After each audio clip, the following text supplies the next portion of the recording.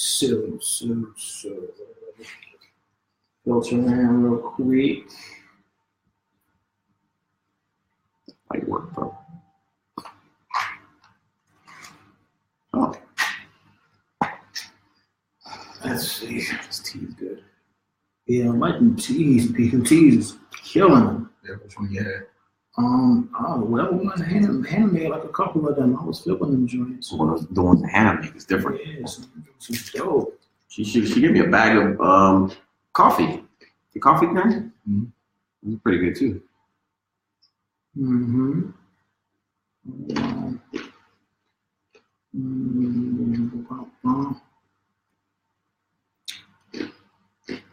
And she can cook. Yeah. Somebody already chimed in. We don't see it here though. Oh, okay. Hey. Good day, Ellen. Good day, Ellen. Nice to see you. It's been a while, everyone. We got Melissa, we got Jennifer Bliss.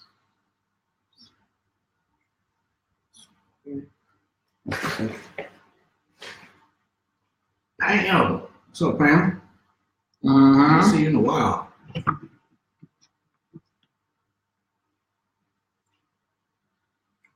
Yogi. Just be like, yeah, it's crazy. All the traffic is on your phone on the page. It's all good. Of course, what's up? Hold on, let me share it to one more, and then we can go to Lauren. Yeah, Lauren said she was half asleep. Then this came. Good timing.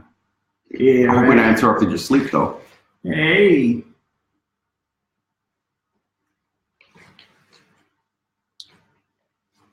Actually, you know what? I love sleeping. I don't forget enough. Yeah, right. So actually, I'm gonna go ahead and start a little intro song real quick. So,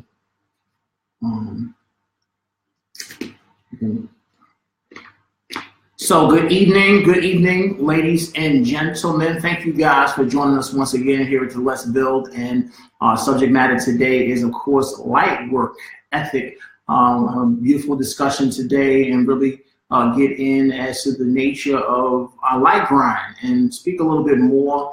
The energies are very intense right now, and I feel like this is a subject that could benefit us all at this present moment. So before we get into it, I will play a small intro song called No Chill, created a couple of days ago. And we'll see you guys in about a good 6 minutes. All right? Cheers. And this cult of people came to be known as hitters. But they weren't really too tough. In fact, most of them couldn't even lick a postage stamp. But they were very romantic people, and there are a lot of them still walking around the streets today, too. And we'd like to dedicate this next tune to all the hitters, or hitters at heart, if you will. This is the national anthem of Hitters in Love, and it's called You're My Heart's Desire.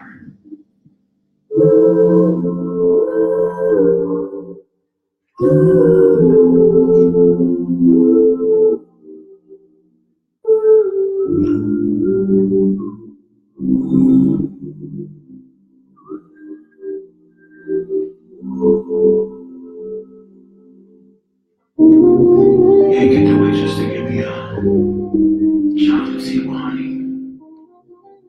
Let me do it for the hitters. A small gust is just enough to inspire the bum rush of the door, directing love to your mouth from stars above. I breathe life into the soul, exhale, it's just a half inhale to take her breath away.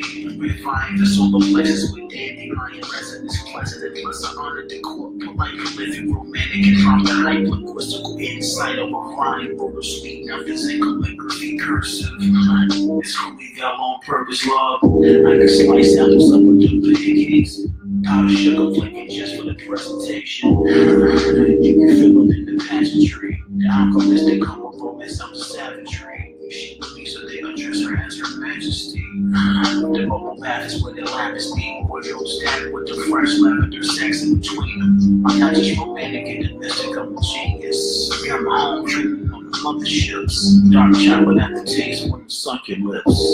Succulent, suck it in. From my feelings from beginning, sucker-ish. Velvet King architect. Val Meister when the writer does it in my mind. The night we met, there were angels dying at the Ritz, and a nightingale sang in Barclays Square.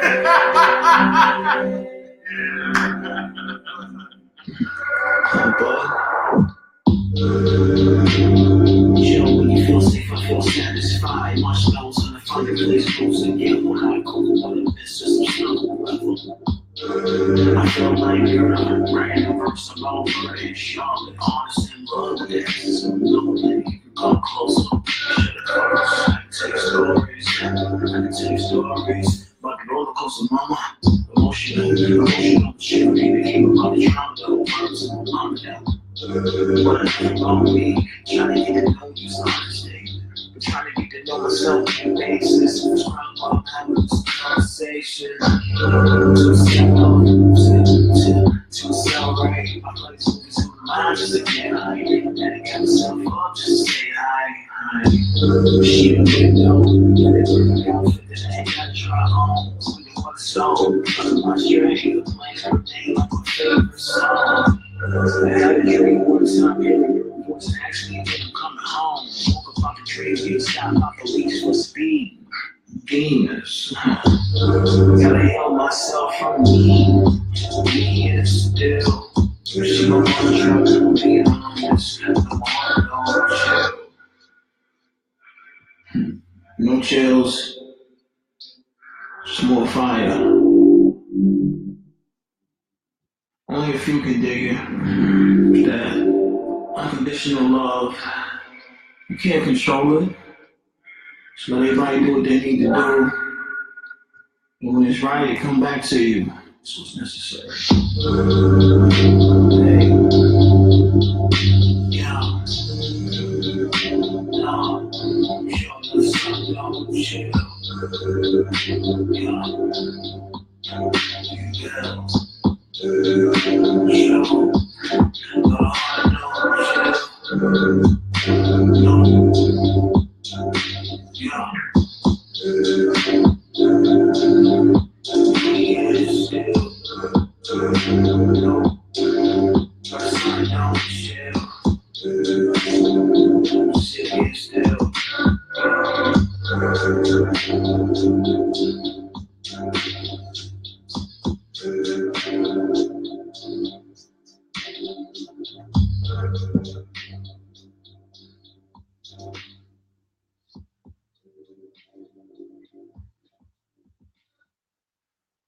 So once again, a grand greetings to all. Thank you for all being here in this now moment and continuing to shine your light here on the new earth. It's been, what was it, a week? We took a break last week, and we're back. And of course, this is we kind of headway into the second year of our Let's Build programming, where we of course share the energies of healing amongst all as we travel this path at our own capacity of realizing the nature of what it is that we're here to do on planet Earth, which is healing and ushering in the heavenly realms here in the physical amongst us all. A great honor and pleasure to connect with you all throughout the surface of planet Earth, and who we are, the Angelic Rise of the Galactic Council of the Galactic Federation of Light, and who I am as Commander Ashtar, and who we are as universal brothers and sisters.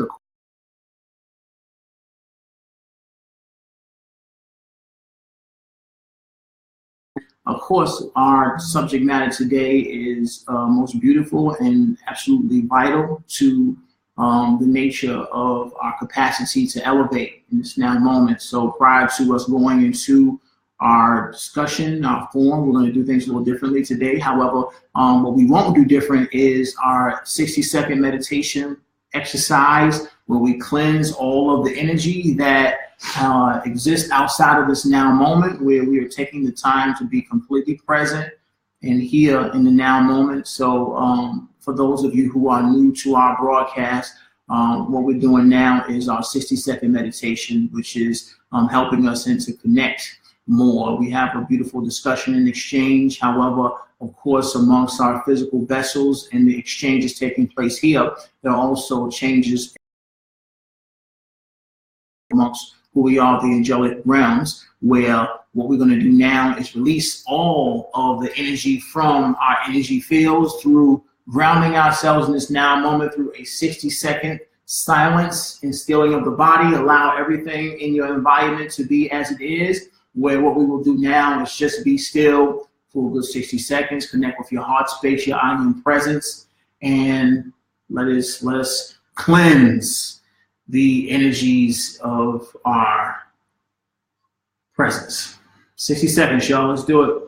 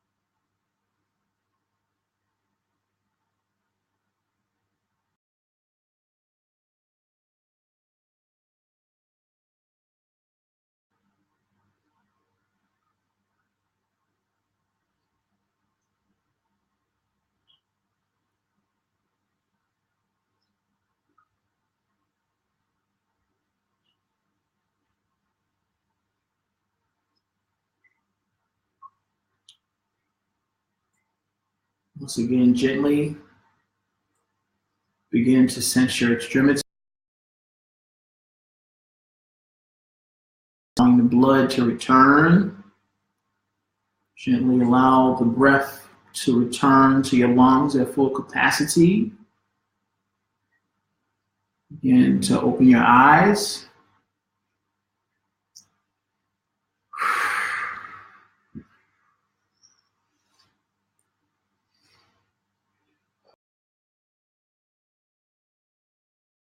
It's been a minute for some of you.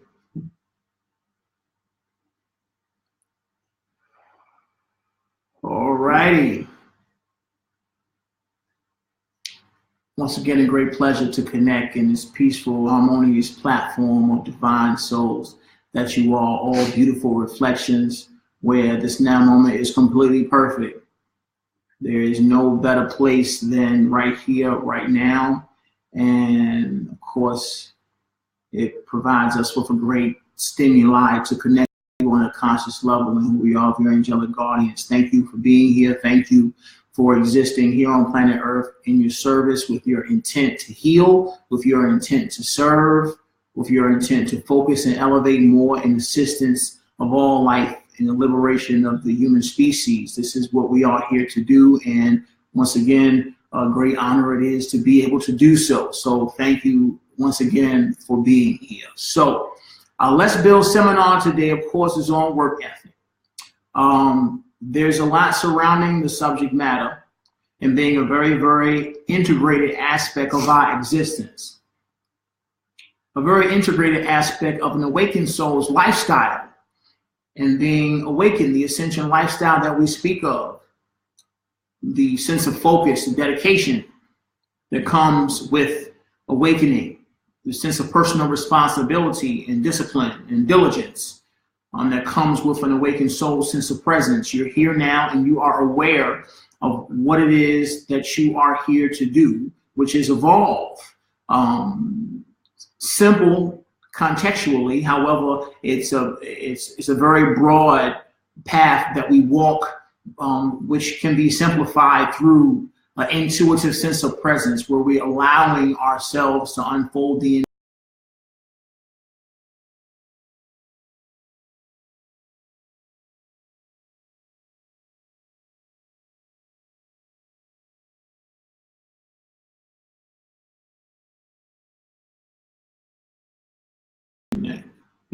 All right, easy enough. So once again, ladies and gentlemen, a great honor and a very broad service that we're here to unfold. And it revolves a lot. One of the foundational pillars of such a lifestyle revolves around work ethic, or our focus, our consistency, our persistence. We speak of these things a lot.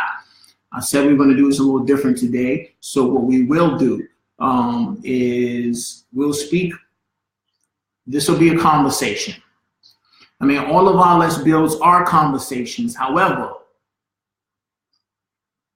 there's a lot of inquiries that come in our direction about that which is supposed to be done right now. Direction, guidance, looking and achieving or attempting to acquire or attain guidance, which is constantly being provided within oneself always. However, this comes with a more grounded sense of presence, with this connection. This guidance is always being provided. However, the grounding is continuously necessary. There are many of you that will say, oh, no, I'm grounded, I'm past that, but what do I do now? What do I need to do? Well, once again, this is reflective of an ungrounded sense of presence, because through a grounded sense of presence, there's always communications from who we are, of your angelic guardians, letting you know what's necessary and what's next. And of course, this is not necessarily solely the sense of direction that you have, but also with your own sense of presence, your own drive and intention, your own sense of focus, which is creating the opportunities to continue to serve, the sense of direction that many of those within the mind construct in fear of are basically not necessarily receiving when they intend to. However, actually, let me digress for a second. I probably misstated that. The guidance is being received. However, the recipient is not necessarily open to what is being translated or expressed from the heart space. And through the grounding process, through the exercises and practices of grounding, you embrace or expand upon a deeper sense of connection that's more potent, where there's no mistake in what it is that you're doing. There's no mistaking. There's no doubt or worry in what it is that you're doing. So let us get into the nature of work ethic via discussion. However, first, I will state the nature of work ethic contextually prior to our discussion. So, work ethic is stated as the principle of hard work and diligence, having a moral benefit and inherent ability, virtue, or value to strengthen one's character. This is a contextual definition of work ethic via the Webster's Dictionary in the English language. And first and foremost, it's a principle of hard work and diligence, the ability and willingness to invest energy into that which one intends to unfold. And not necessarily just the hard work, but the discipline and diligence, the consistency, the persistence in investing that energy in a particular direction. If this is what you intend to experience or unfold, the investment and the persistence and consistency of that investment must be applied when it comes to work ethic. This is a principle.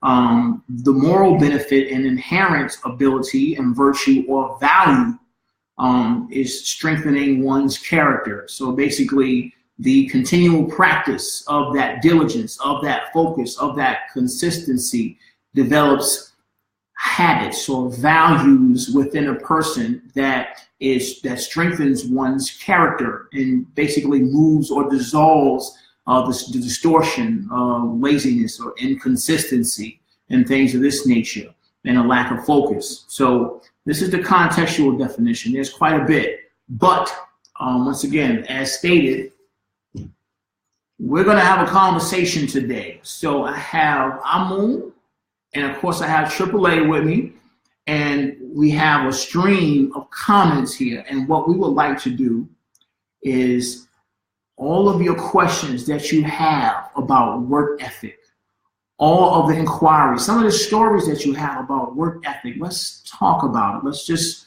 speak on it. You know what grounding is. You know what your divine mission is. You know what light working is. This is an uplifting, consistent expression of divine creativity, which is, once again, something that comes from within you.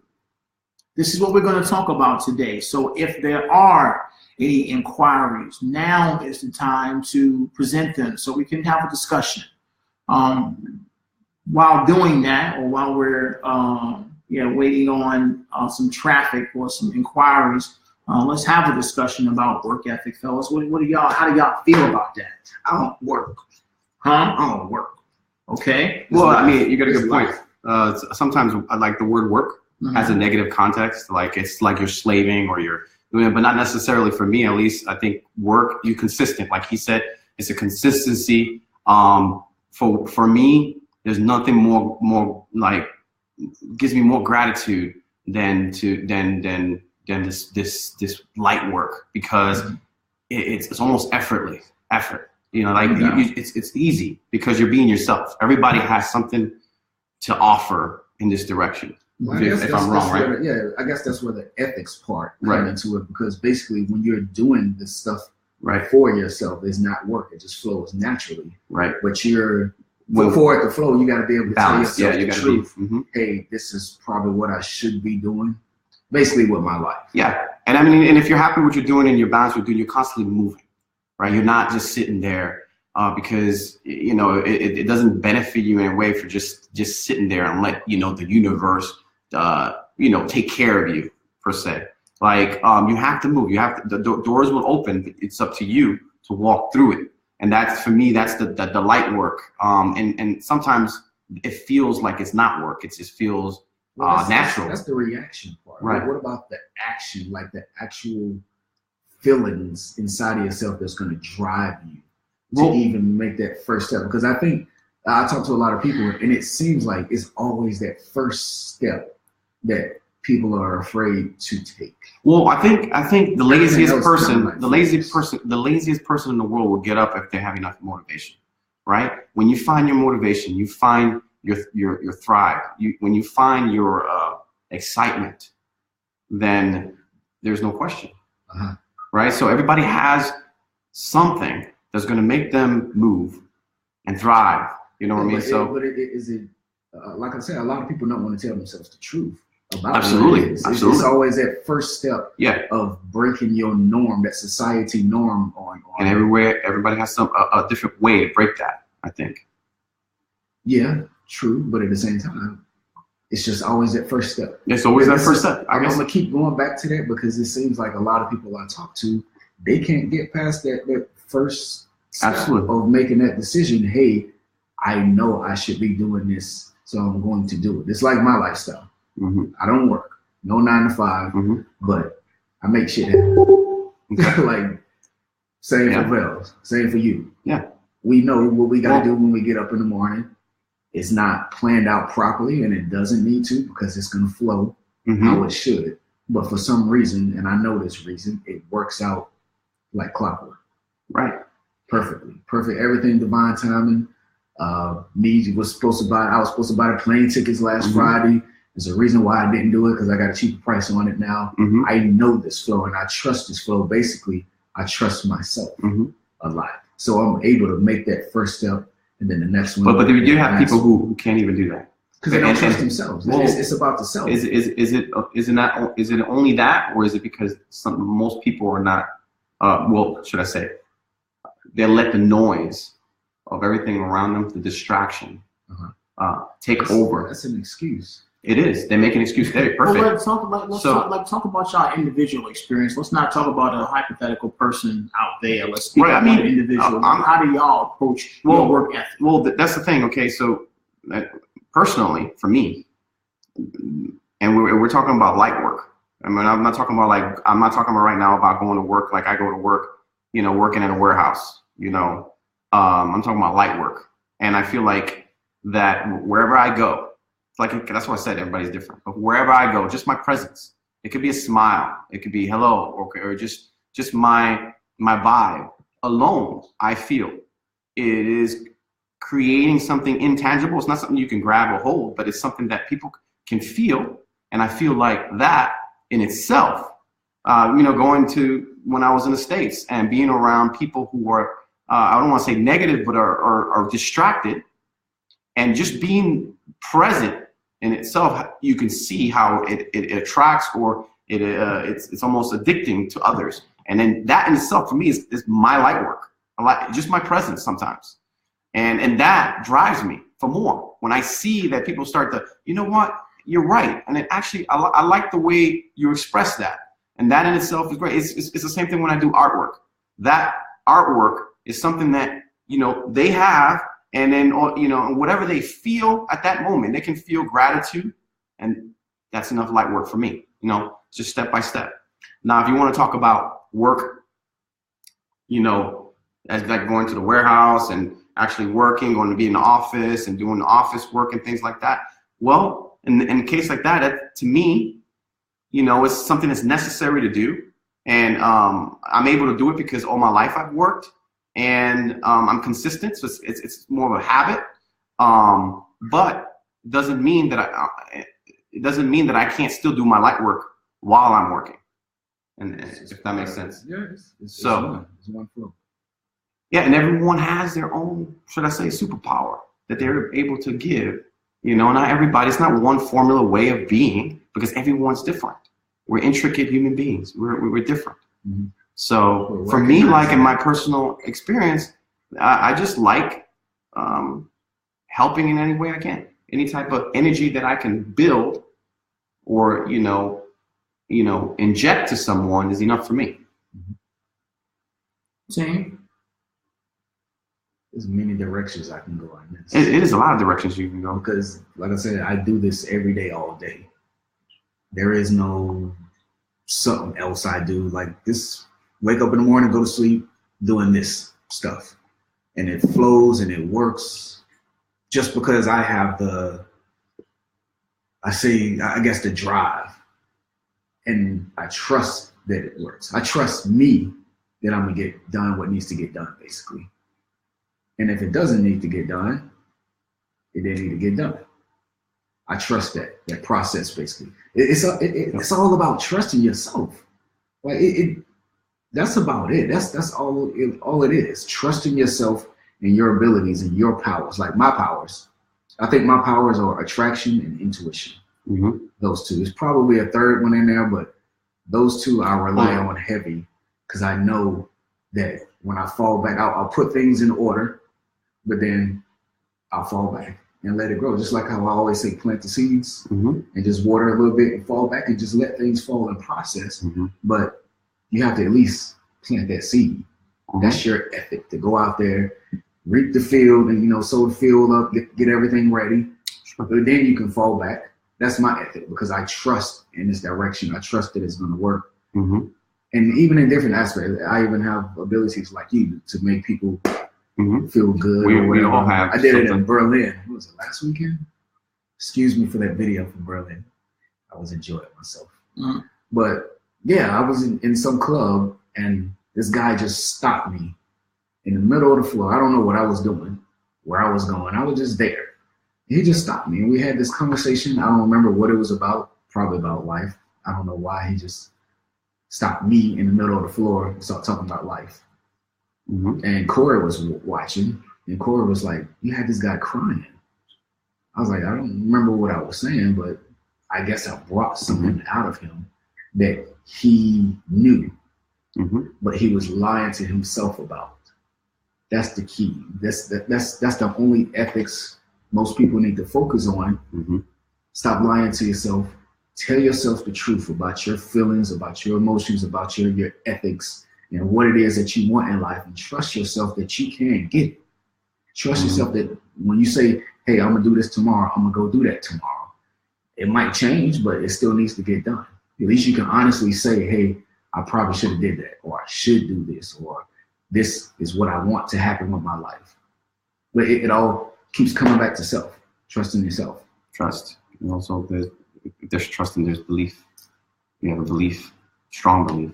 In yourself. Mm-hmm. Instead of all these outside entities and waiting for this to happen and waiting for these people to serve you and asking questions like you when you gonna trust yourself first? Why would you trust me and you only trust yourself? Why would you listen to my answer and not listen to your own answer? Mm-hmm. And it takes a certain type of dedication also. But it's to self. Like absolutely. Well, if there's a certain type of consistency, if there's consistency, if you're consistent, that there's dedication. And sometimes you don't feel that because it feels natural anyway. Mm-hmm. You know what I mean? And for some people though, they actually feel better just not doing anything. They're comfortable with not being. I don't know how you would feel. There's some people out there who are just they're okay with it. I'm not saying that it's beneficial for them. Yeah. There's people out there who are just okay with mediocre, and they're okay with not knowing. They're okay with ignorance. They're just okay with it. Yeah, and that's fine. Because they feel comfortable in it. Because they've been in it so long that they feel comfort in it. And they feel comfort in sorrow. They feel comfort in anger. They feel comfort in all this stuff, which I think that's kind of, you know what I'm saying? Well, that's not, let's not target. I'm not targeting. I know. I don't want to speak in hypotheticals to 8 people. Like, I get it. But at the end of the day, people are ready when they're ready in their own time. However, our intent here is we have an audience that has the time and energy and focus and intent of healing. So we want to speak on the nature of what it is that we can do to evolve amongst these efforts, these intentions that we have all here as a collective. So no, I'm not shutting down. Yeah. Healing. Like, what is something broken? Is something sick? Is something? Well, the thing is all souls heal. All souls here on earth are experiencing healing because we've been basically under the mind programming of the dark for 13,000 years. Everybody here requires healing to evolve. That's why we're here and not on the 5th dimensional plane already. So everybody right. Here No, I totally understand. Healing. But it's important to touch on those aspects that people aren't. I'm not gonna say delusional about, but they need to come in terms. They're gonna do it when they're ready. Absolutely. Based on their intentions. Of course, intentions creates the path of healing. When you have an intention to heal mm-hmm. and you're focused on a particular situation or something that you would like to release or dissolve as something that's out of alignment with your character or makes you feel uncomfortable about yourself, then these intentions will create the experiences that will assist you in healing that. However, it takes that focus, openness, forgiveness, and consistency to allow yourself to go through those experiences and take the opportunity to embrace that which is being presented. When we talk about work, I know it has a rather rough connotation here on the hell planes because when souls speak of work here, we usually speak of working for the dark. This is the construct of a job. A job is basically based on a construct created by the dark in order to maintain the status quo. And the status quo here on the planet Earth has been human enslavement. So when we speak of job and work, it has these types of connotation to it. However, at the same time, we have to recognize that work is basically service. Service is one of the pillars of life and existence itself. It's one of the blessings and gifts of existence itself. It is an integrated aspect of our presence here on the planet for those here that are focused. However, there are those that are unawakened and not aware of their purpose and the gifts that they have to share with humanity, which requires healing, which is basically a lack of awareness or ignorance to that which a person is here to do.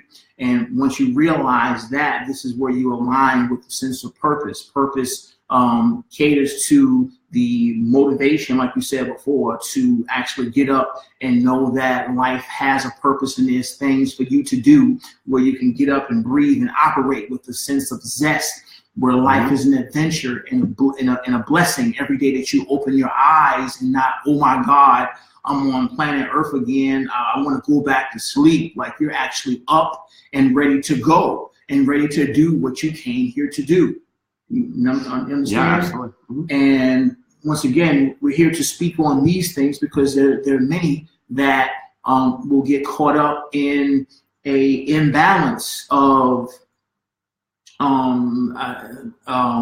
inactivity, when in actuality, the experience of life itself is it's not only about allowing and observing, but also there is a proactive aspect that is highly integrated in existence here on the planet.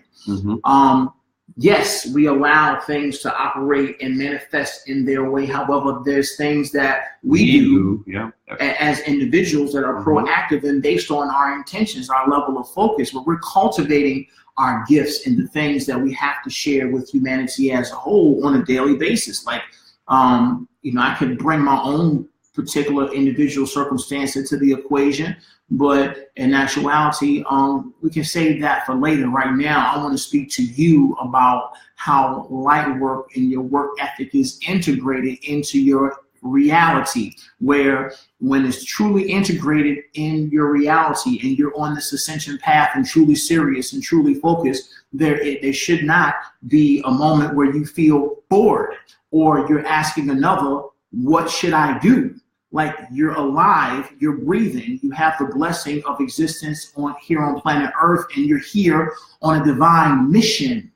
You're here on a mission from heaven, and that mission includes you doing what you know you're here to do, where there is no micromanagement of what you're here to do with your free will, because once again, this is a free will choice to be here. We all volunteer to be here and be present here with our gifts. We have the blessing of life, and with the blessing of life comes the ability to create as an embodiment of the Creator. So in actuality, we're here to create. And at the end of the day, the ideas and concepts and our intentions, the visualizations that come along with our existence, our services, our unique gifts or the visions that we see that others don't see. This is what we're here to cultivate wherever we are with what we have at present. We're not waiting on anything.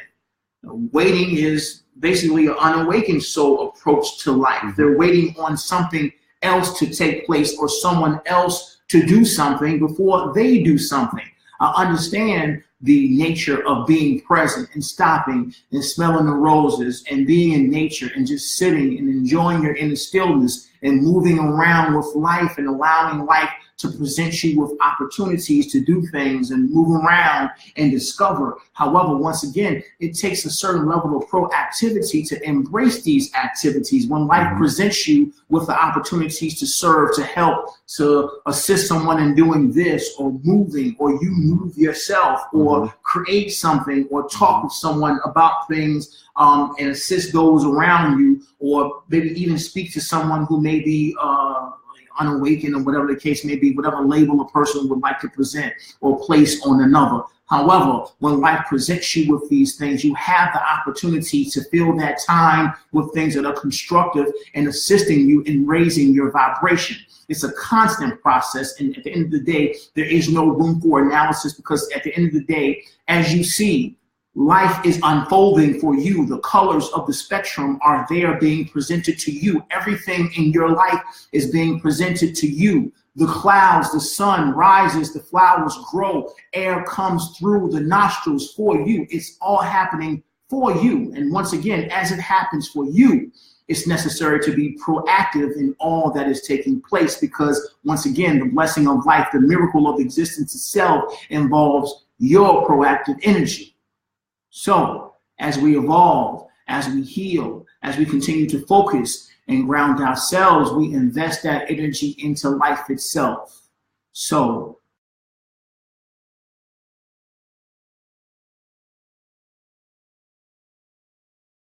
keep on moving forward. Do you see any queries? Okay. A lot. Peace out. Peace, cousin. I don't get it. Shell, if y'all still here. BJ, you need to be paying attention to this. Oh, you got fam on here. Yeah. Hey. Moses, high school homie. He's asking, how do you tap into the inner you with all the distraction going on? Whew. Silence. Relax. A lot of distraction. Get the problem. excuse me, what it is most souls are focused outside of themselves. They focus outside of themselves and these are the distractions. Once again, it takes a certain amount of internal focus in order to coexist and operate amongst the illusion without losing your center. This is what this is about. Souls will feel as if there's something external that they need to do in order to remain focused. You're looking for motivational videos or advice from gurus and all of these people, when in actuality, there's a sense of presence inside of you that knows what's taking place and know what you're here to do. And at the end of the day, following your own sense of excitement, your own intuitive guidance. However, the silence, the sense of presence, go out into nature. Or if you don't have no woods next to you in the city, go to your room and close the door for a little while. Burn some incense, turn on the music, and just chill. Be quiet with yourself for a little while. Yeah, most definitely. Burn some incense so the devil's lettuce or whatever you want to do. You know what I'm saying? Like, you know what I'm saying? Burn some incense. At the end of the day, it's all about internal, because everything that you require in this now moment, based on your intentions, is all inside of you. There's nothing outside of you that is required. It's all here. And of course, if there is something outside of you, it has its foundation here. So here is necessary to embrace first, where you will manifest the opportunities if there is something that you require on your journey that's basically physical or assistance of some nature outside of you. However, the first step and the most important step, the only step that's necessary for you right now, beyond all of the details, is a sense of internal focus. And this is where you're going to allow yourself to springboard into a space of peacefulness beyond the distractions, so you can focus and laser in on that which you're here to do. Got that, Mo? Burn some incense. I like Ellie's comment. Yeah. Feelings are vibrational energy. As I changed my perspective about work, my experience at work changed. Absolutely. You took control, Ellie. Exactly. This is the stuff right here, El. Like, you know what I mean? Like, and some people will, you know what? I don't want to do this. I don't want to put hypotheticals out there and say, oh, some people do this and some people like, yeah, whatever. Put it this way. Life is a blessing. And in this now moment, based on your intentions, there are things that you can do to make these adjustments in a way that is truly integrated. If you are working right now, and this means if you have a job or you're working for someone else and doing something in order to pay the bills or feed your kids or whatever the case may be, embrace it. There's nothing wrong with paying a bill and putting food on the table. It's what's necessary. However, as expressed before, it is your work as an awakened soul to embrace that work that you do at your day job or whatever. Embrace all the people with an awakened sense of presence, a sense of kindness and compassion, a sense of leadership and respect. As an example for others, you can integrate your new awakening perspective and energetic presence on life in your current job. But at the same time, this is something that becomes an integrated aspect of your being, where when you get off of work, it's not off time in order to rest up and get ready to go back to work again. You get to work on yourself then. Because once again, solely working for another individual is enslavement. This is always a choice. No one is working 24 hours a day for somebody else. You could be working 12 hours a day for somebody else. That other time that you have on your own, this is yours. Because this will be the springboard for you moving into that place of liberation. The work that you do on yourself creates the path that allows for you to break away from that construct if you just desire to do so. Make it worth your while. However, this is a personal decision. Once again, this ascension path requires overtime, a lot of it. There are no weekends and off days, and I can't wait to get off. And it's just like, you know, like hustling for a weekend, like hustling 5 days a week to get 2 days of freedom, where usually people drink and overindulge themselves in things that they want to do all the time, and then go back to slaving and cater to or entertain senses of sadness and victimization. This is not the way. This is enslavement. Once again, your work and your sense of personal responsibility is your decision. This is a 24-hour job. And it's not even a job. This is a career. This is a lifestyle. If you want to get into the contextual nature of what it is that we're doing here, this is a lifestyle. Once you've decided to awaken and move out or off of the slave ship, if you will, you're working on yourself. And when it comes to working for yourself and on yourself, there is no clocking out. And personally, as an individual, look here. I work harder now than I've ever worked in my life. I had a bunch of jobs. But at the same time, I could say hard work, but at the same time, I take pleasure in the hard work that I provide. And I don't run away from the word hard work. I don't run away from the word hard work. Yes, I work hard, but I love it. I love the work that I'm doing. Why? Because it's creating a sense of liberation. I'm liberating all life on this planet through the work that I'm doing. I'm liberating myself. I'm doing the work for my unborn kids and others' children and the animals and all life here on the planet. I work hard for that. I intend to see that, and through the dedication and focus and drive and power and fire that I do have to see this become a reality. Yes, I sweat. A lot of times I don't take a shower for a couple of days. Why? Because I'm writing, meditating, making music, mixing the music, going hard. Like, this is all I do. And once again, I take great pleasure in the work that I do. So yes, hard work is required to do what we're doing here. Sacrifice that chill time, sacrifice that, like you said, the enslavement part. And it goes back into trusting self. Mm-hmm. You do what you do because you know it's right. Mm-hmm. And I know what I'm here to do. Carrie Chu, we miss you at the Rock.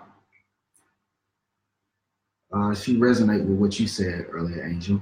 Everyone is different, and you can do light work whenever you are, whatever you do with love and intent and peace within. Mm-hmm. The greatest service a person can provide is their sense of peace. Mike Breen. That's new. You knew, right? You know Mike? Mike Breen. Peace, Mike. Peace, Mike. Welcome. He says this resonates true to me. Yeah. Okay. When I do work that doesn't make my soul happy, I feel like I'm blocking my creative soul. Well, once again, Mike, we have to recognize that life in general doesn't make errors. There are no coincidences. There are no mistakes about life itself. The work that you're doing is the work that is necessary for you at this now moment. Maybe it is not necessarily in alignment with your personal conscious preference. However, we have to recognize that infinite intelligence is always at work. There's nothing out of place. And this is why I said what I said before. When you're working on a job, or you're doing something that you aren't necessarily fully engulfed in or fully embraced as an individual, your own personal preferences. It takes creativity and a sense of effort to find aspects of what you're doing that are assisting you. There's something about what you're doing that is assisting you in healing. It's there. Because once again, infinite intelligence we might not necessarily be conscious of exactly what it is, but it takes a little bit of effort and creativity and a sense of balance and internal focus for us to realize what is the benefit of me being in this position right now. It could be an infinite amount of factors that go into or that surround what it is that you're doing, or something that you're supposed to see, a person that you're supposed to connect with, an activity that you're supposed to be doing. When I worked for the federal government, I worked in an accounting office. And usually for the most part, everybody in that office was at least 10 to 15 years older than I was. I was a young guy with the colorful clothes and the flower, and everybody was basically boring or, very conventional. I'm the only artist in the office amongst a lot of older people. But at the same time, my sense of creativity and a sense of presence and wisdom and insight allowed me to recognize what I was supposed to be doing in that office, which was more so about me being myself. And of course, providing service and assistance to everyone I came into contact with. But at the same time, I realized the very subtle undertone to what I was there to do. And it was very healing for me. And it's actually assisting me to this day in my own work here and the things that I want to do. My experience there has catered to aspects of my presence and tools within my presence that assist me in doing the work that I'm doing now. So once again, it's not necessarily about rejecting the activities that you do not prefer in your life and feeling that it serves no purpose. There's a purpose there, but it's about you having the openness, wisdom, sense of presence, and acceptance that allows you to see the deeper context of what it is that you're doing. Because once again, there's no mistake about what you're doing right now. I'm going to link 2 right now, or 3, because they all kind of coincide with each other. But Jamie loves what you said, Angel. When a person finds their excitement, it is their motivator.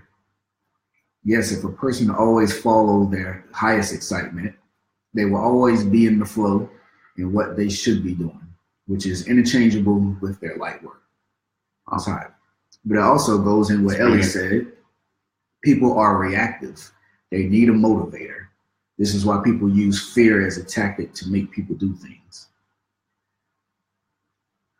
Yes, they do need a motivator, but that's taking responsibility away from yourself. Why can't you motivate yourself? Yeah, that's dependency. Why can't you say, hey, I need to get up and do this? Why does somebody have to force you to take care of yourself? It's just like you sitting there hungry and you waiting for somebody to say, hey, go cook something, you know? Mm-hmm.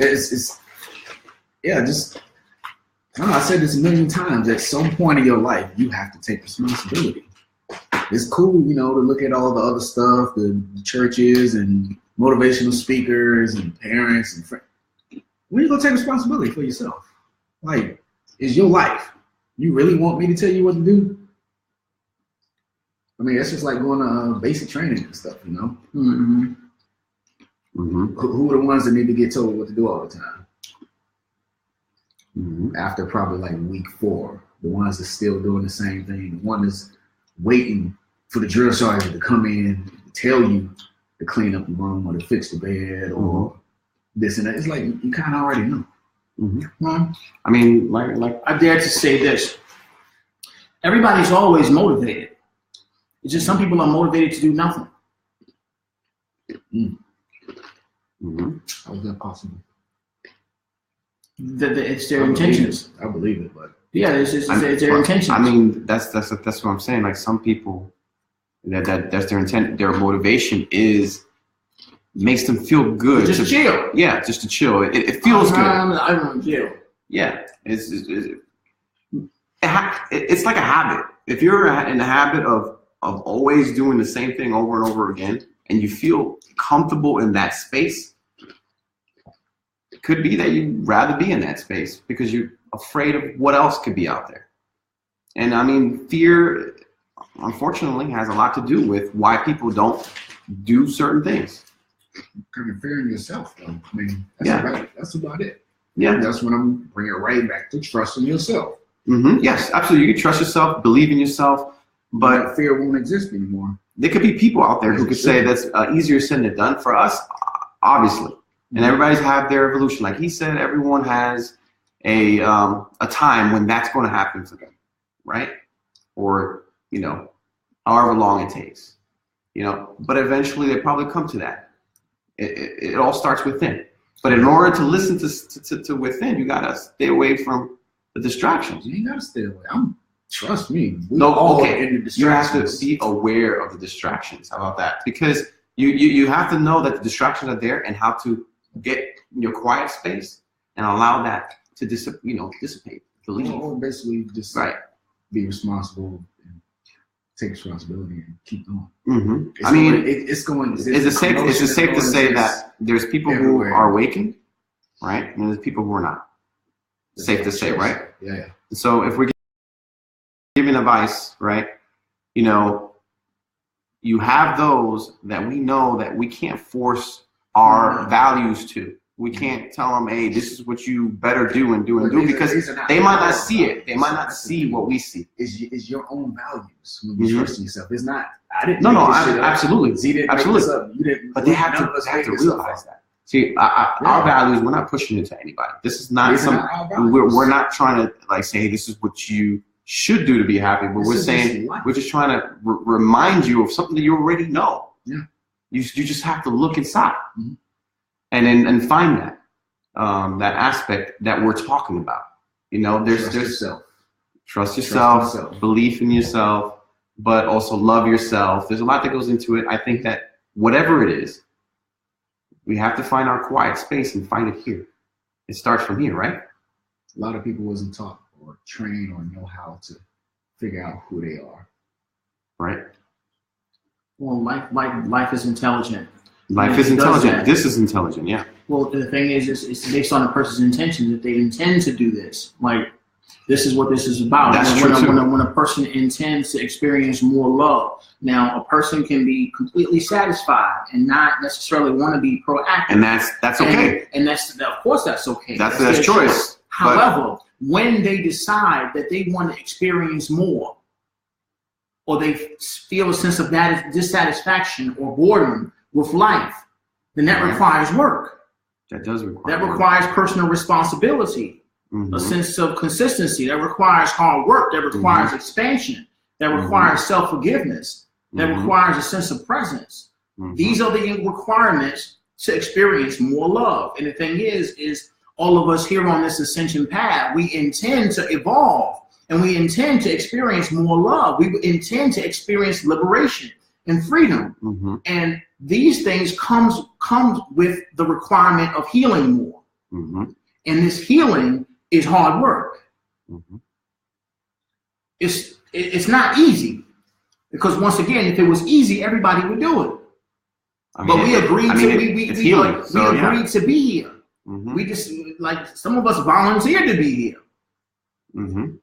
Well, at least for the most part, a lot of the people here, they volunteered to be here, and they recognize that being here will require a lot of hard work.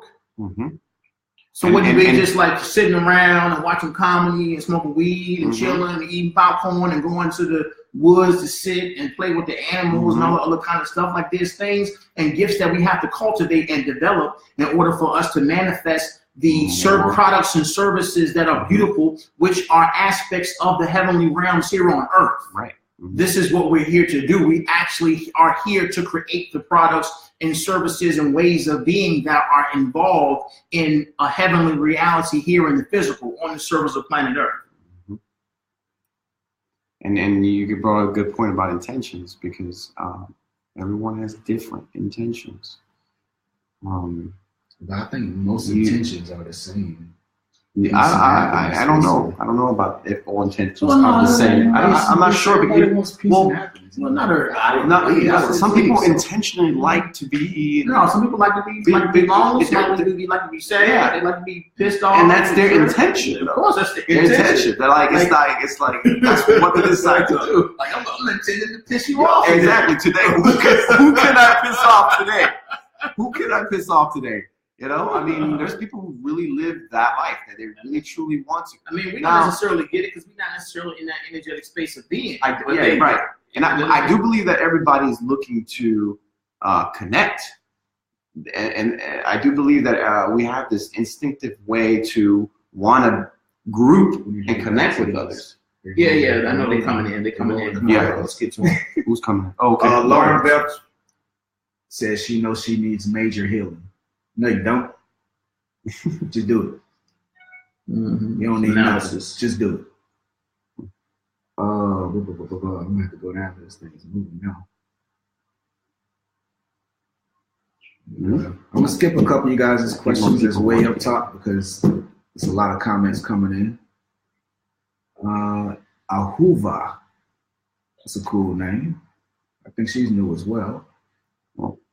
Many times I forget what I wanted to do, but even so, I do trust myself in the deep inner space that I do my work while I'm healing myself in a very deep way. Mm-hmm. I do too. But once again, it's always within the heart. It's never a memorization process. The ego mind is going to forget things. That just shows you that it's not necessarily in the heart, it's in the head. Obtaining or collecting details about your life purpose is unnecessary. It's a limited reiteration of that which you're here to do. So as long as you continue to be present and embrace the heart space, you'll always know what's necessary. I like what she said here. Who's that? Vivi? She said, why are you making that noise like that? Like, what did I do, man? What noise was that? That was a pause, bro. What noise was that? Listen, man, you're making me feel. They're making me feel awkward here now. Like I don't even know if I should read this. All right, I'm gonna read it. All right, so.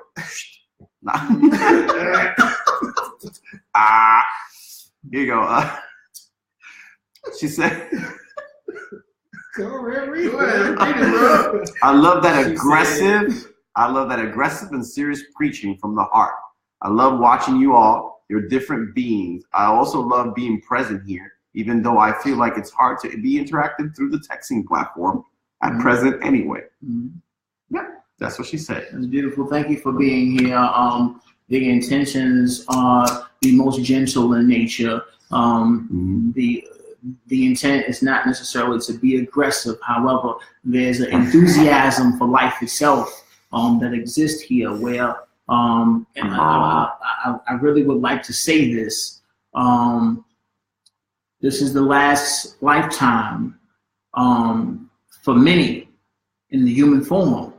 It's the last lifetime here on planet Earth for all of us, and planet Earth as we know it, for all of us.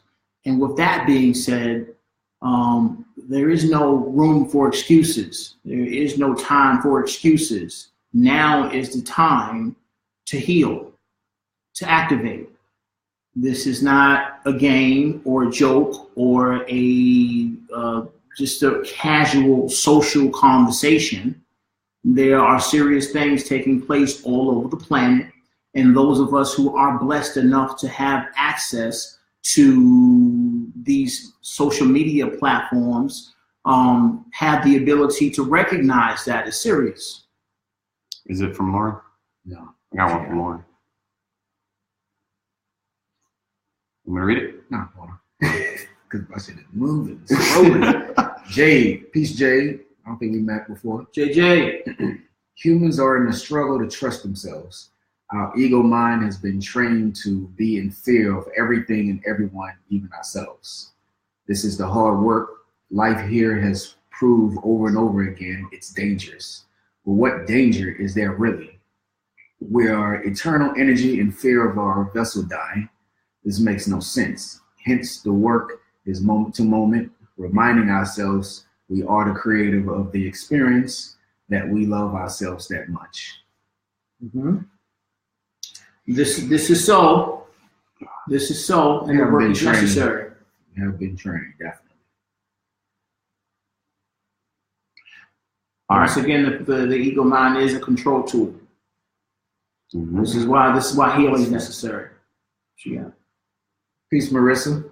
You listening to us at the grocery store, ringing up mac and cheese? Oh yeah, I read that one. She said the man at the cash register was listening to the seminar and put a smile on his face. Oh, okay, that's cool. What's up. Hey, bring me some chips. I love chips. All right, this is from Lauren. I can honestly say that I don't even want to get out of bed sometimes. So how do I solve this? I do think a lot of it's fear and anxiety. Lauren, it's necessary for you to embrace how you feel. Now, your intentions, once again, your intentions, your ability to cultivate those intentions are allowing you to dissolve that fear through your experiences. Embrace what it is that you're experiencing. Don't resist it, because, of course, resistance creates persistence. It creates the glue or adhesive to that particular experience that hinders you from getting up. However, the more you intend and focus on that, what you're here to do, and you dissolve that fear, the quicker you will get up on a daily basis and actually get to work. So embrace what it is now beyond shame or guilt and allow yourself to heal. Honor your feelings, honor your body. Yep. But at the same time, on a conscious level, it's necessary as an awakened soul to cultivate your intentions. I like Ellie. Ellie is a woman, right? Ellie, you a woman or a guy? I'm sorry. Gee, there's no picture. I think it's a female. I think it's a female too. But she said, working on myself means appreciating myself. When thoughts come into my mind about myself I don't like, I just change it. No doubt. It is that easy. Yeah, well, once again, the thought pattern is going to come and go. They're all temporary. Our conscious presence or our awakened presence allows us the ability to select the thought patterns to entertain.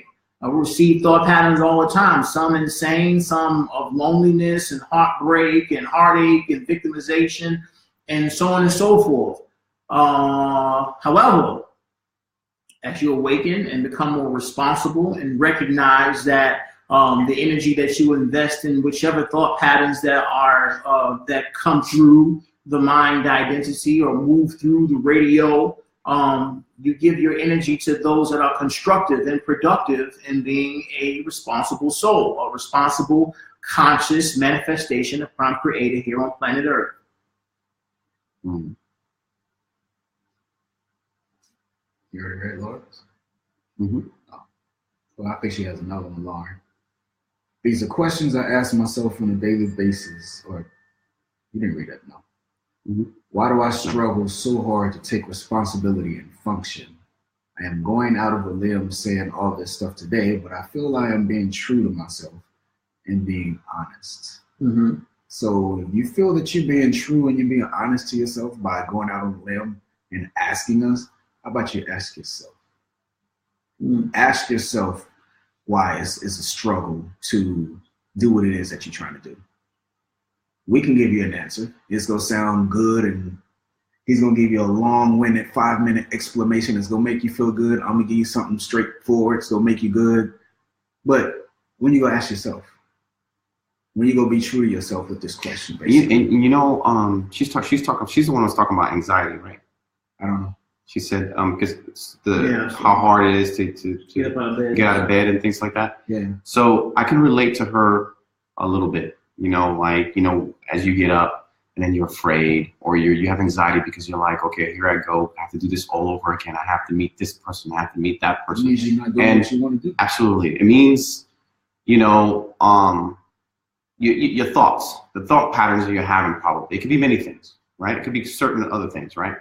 But I also believe that your body tells you, it has a mechanism to tell you that you're not in the right spot. You're not in the right place.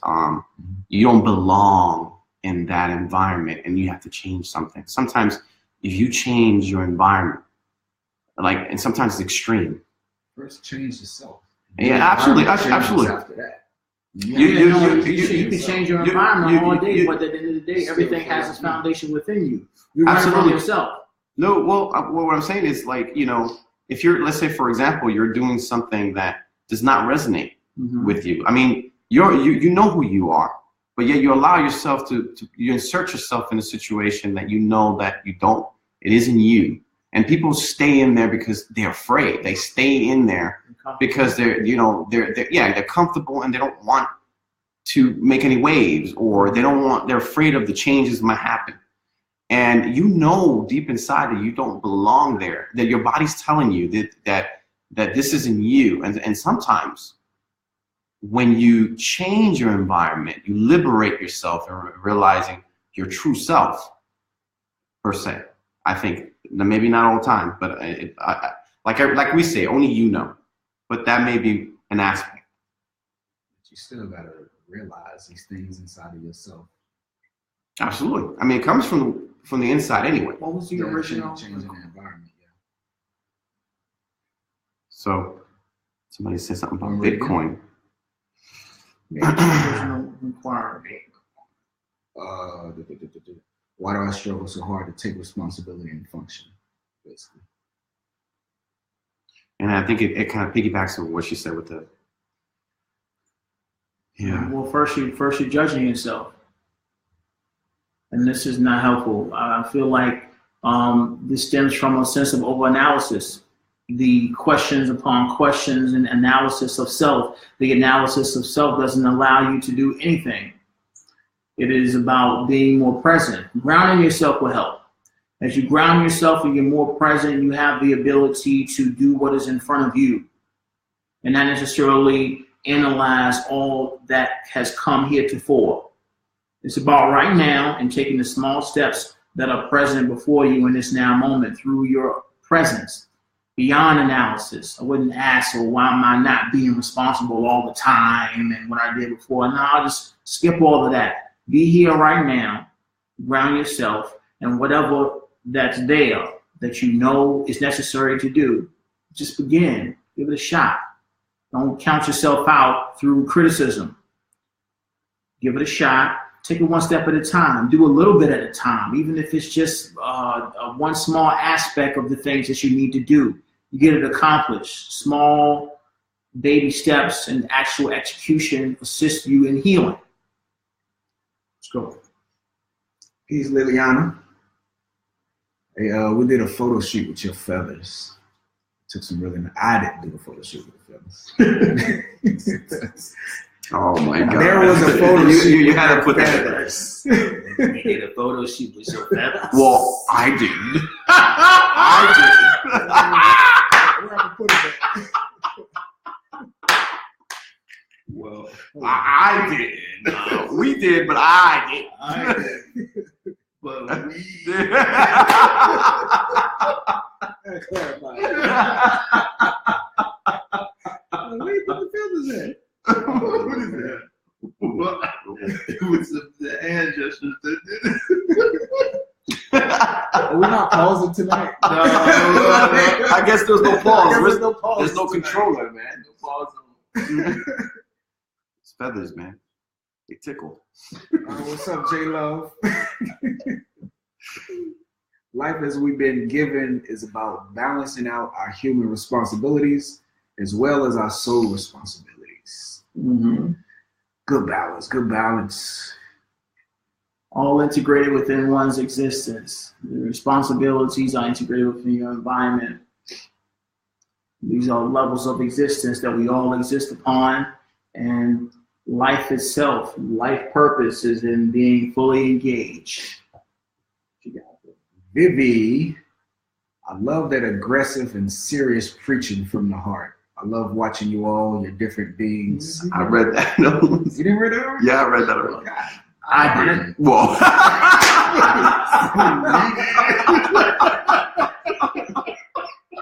Well, you did. We did.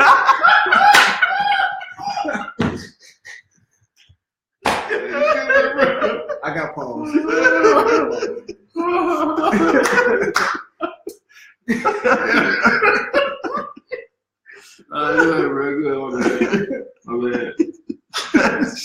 So who's the serious one? Who's the aggressive one? I think we are aggressive. Oh man. Oh man. Let me see. Lauren, I think most people want to be happy, but many don't know how. Yep. Saw that. Yeah, that's a wow. This is once again more analysis. How is a logical function or the mind looking for a logical explanation to something that is internal, something that happens naturally? Like once again, the feeling of happiness is an integrated aspect of your being. The question of how do I get happy is similar to how does a strawberry taste? It's all mental analysis. It's all just traffic and it's distracting. Like the question of how to be happy is contradictory to the experience of happiness itself because you're thinking about it. Being here, being present, breathing, counting your blessings, and gratitude, a sense of thankfulness of life itself and enjoying all that is being unfolded before you beyond the mind activity caters to a sense of happiness, where the mind activity of how do I get happy, or how does happiness work, only caters to more questions.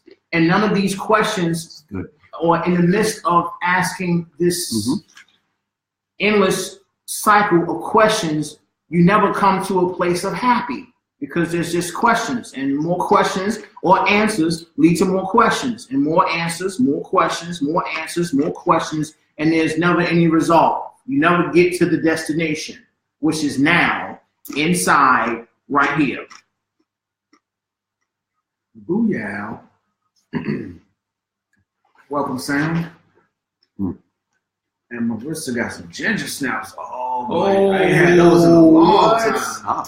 And my mom used to get those ginger snaps, bro. Yeah. I didn't like them at first, but then she kept buying them. You know what ginger snaps are? Come on, bro. It's like the cheapest cookies ever. But they good, though. Oh, they good. I don't know. This big brown bag. It's just like they got a burn to them. You like them? Oh my God! We're gonna get some tomorrow. Yeah, we're gonna get some tomorrow. We're gonna get some ginger snaps tomorrow. I'm gonna eat ginger snaps. Oh, Rissa, that was fly, Ginger snaps. Where's she from? Oh, one of the cheapest cookies ever, dude. Straight up. Vanilla wafers. Oh, vanilla wafers. Oh, yeah. Banana pudding cookies. You need milk with them. I don't need milk.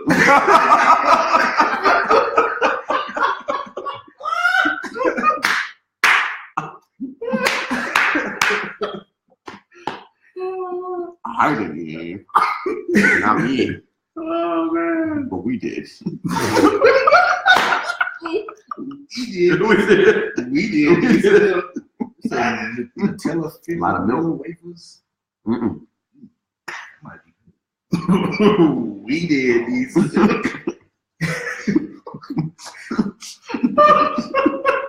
Yo, you silly me. Oh man, I like the movements, you know. Yeah, right. I learned about watching you. I remember the commercial. You turned to live. Oh, Yeah, shoot. You went way back with that one. Yeah, for real. It's 10 o'clock. Do you know where your children are? Yeah. You know? You get that one? This is your brain. This is your brain on drugs. Yeah, son. Damn. Oh man, what else, yo? The ALE. The more practice I have changing the thought pattern, the easier it is for me to discern where I can grow and be an even better person.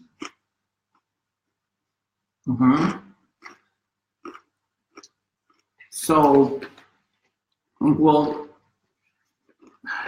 man. This is where you are. Once again, accept it. However, the nature of this healing process is moving beyond. Actually, no, you're right. However, the discernment process is a judgment and analysis aspect of the thought process. This is like thinking about your thoughts. When you move with the intuition, you naturally get or ignore the garbage and embrace that which brings a sense of excitement and fulfillment as far as thought patterns that you would like to entertain. And this is what's allowing you to maintain a high vibration, which is catering to a sense of presence. So at the end of the day, this is more so just a translation of that which you've expressed. Discernment remains just another fancy word for judgment. And this is but analysis. So, continue to work on grounding yourself. And as they come forth, yes, of course, it is beautiful that you embrace the thought patterns that resonate with you and being more responsible. So thank you for being here once again. Thank you for your comment, Ellie, to Lauren. Love, Ellie, Lauren. Forgive yourself for the past. I guess that is what she needs. Yeah, most definitely. Just let it go. Let it go. You know, you're perceiving or feeling that you have issues and you have all these issues and this laundry of baggage from before. You can let all that go right now. And you can just be you. Because at the end of the day, everything has happened for a divine purpose. Andrea, she notices when the struggle continues, there is a message there. Of course. Yeah. It means you haven't fixed it. Yeah, maybe you don't even want to realize that what you're going through, but you keep going through the same thing over and over by purpose, like you said. Maybe you're comfortable with it, or you just don't want to tell yourself the truth, like, hey, I probably shouldn't be doing this, or I probably should be doing this. I always tell myself, I like to think that it's my higher self putting me in this situation to teach me or to tell me that there's something imbalanced that you still need to learn or see. That's how I see it. Kind of like this, you know. All experiences are of that nature. There is never a situation that has not been created by you. When we speak of the higher self, we speak of you on a fully conscious level. You've created this entire experience from a fully conscious level. You're here within the limited conscious experience as a being, experiencing your creation, and the scenarios and situations that repeat themselves within your reality are indications that you're continuing to receive the opportunities to dissolve blockages within your energy field, distortions within your sense of presence. Either there's a sense of resistance, there's a running away from that which you continue to experience, a lack of acceptance of that which you experience, or some aspect of an awakened presence that you are not addressing when it comes to this construct of experience. And when you come to a place of being able to accept and release and allow, it just moves away and you'll never experience it again. I take that back. Sometimes it'll come back, sometimes it'll come back. Just to make sure that you have recognized that it's necessary to let it go and step back, and it'll move past again. And for me, I actually have appreciation, a certain appreciation when things don't go my way, or if things are imbalanced, or if there's an appreciation to, because you know that it's just going to make you stronger somehow. You're gonna be a better person because of it. Yeah, and that's if you're open to it, obviously, because some people are like looking a direction, they're hitting the wall, they keep hitting the wall, and they're wondering why their head hurts. That's a little different. But if you can see that there's a wall there, and you know, then now you have to overcome it, and that's making you stronger, in my opinion. So aligning oneself. That's what's up. That's kind of what J-Love said. The internal work is constant. Each time giving more of yourself to those external. Absolutely. Constant. Thank you for sharing that. Beautifully expressed.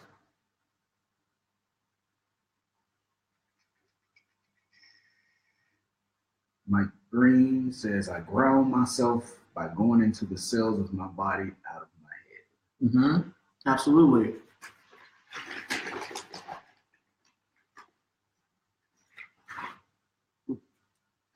Looking forward to see those pics. What pictures? The feathers. Oh yeah, we want to see them pictures. Wait a second. I want to see those pictures. Pictures. Be on the lookout for Hannah. Where's Hannah? No, Hannah. Oh, those pictures. Yeah.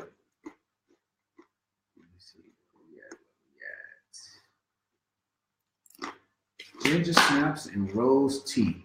I got the rose tea here. I'm getting the ginger snaps tomorrow.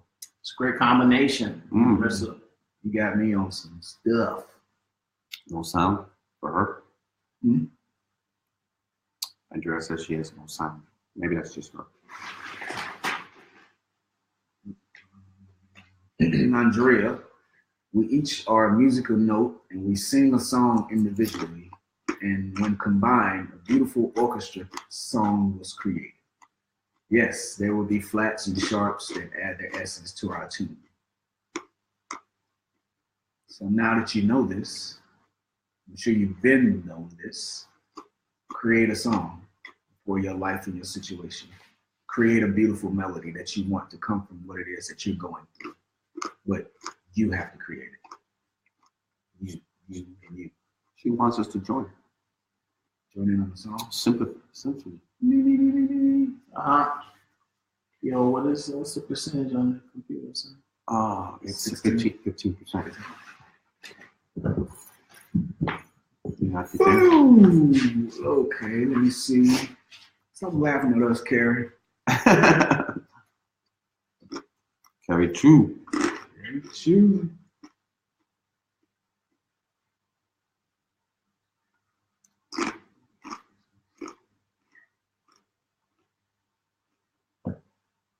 Silver. I believe if a person hurts us, we should look deeply into that person and see that she is hurt. A reflection. Reflection, yeah, but it's still your perception to be hurt by somebody. Maybe you could look inside yourself and see why you're hurt by this person hurting you, or why you allow it, basically. Yeah, maybe there's an aspect there that your ego hasn't come in terms with, and the ego does not like to be wrong. Yeah, because I'm sure a lot of people can say some of the things that I say to them is hurtful, even though I know deep inside my intention is not to hurt you, but you feel like your feelings is hurt or whatever. Maybe because it's the truth that hurts, or that's the only way it can really, really hurt you is if it was truthful and if it was honest about you. But if someone's telling a lie about you or whatever, they can't hurt you. I mean, it's like, I mean, how does that hurt you when basically you know it's not true? Just like our situations about the people that we got to do. If it ain't true, so how would it hurt me? Why would it bother me? Yeah, exactly. I mean, if you don't really truly believe it, then it's not gonna bother you. But like I said, sometimes the ego has an image of itself, and if somebody threatens that image, we get intimidated, or not intimidated, but we get defensive. We get very defensive and hurt. But that's not their problem. The problem lies in you.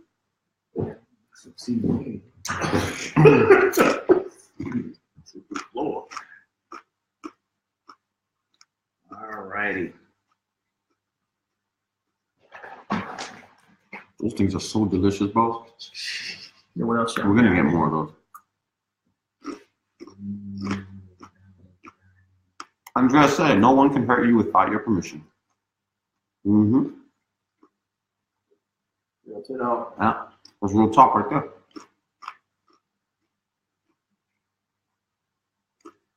So for the major stuff, is all the small. Why you call me ugly? Yeah. I'm gonna go ahead and buy this. What are we eating? We are eating. He said we are eating pretzel chips, These buffalo things wing style. are really delicious. Yeah. We're doing a commercial. So is it a plug now or what? Yes, it's commercial, man. Still snack factory gonna come up with that cake. So what's good? Yo, we ain't got no more inquiries, no more stories, nothing. Love and drunken love.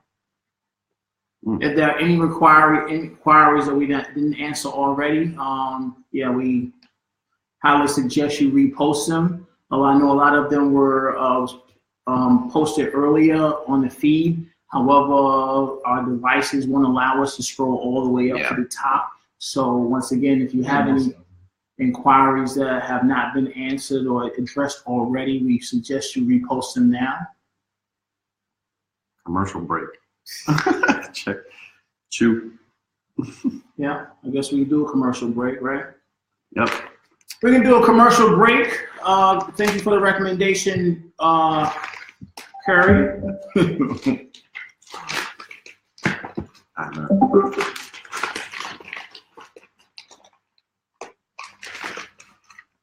Why watch. Everybody's gonna buy one of these bags now.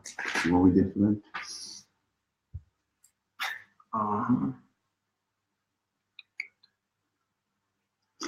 All right, cool. So let's see.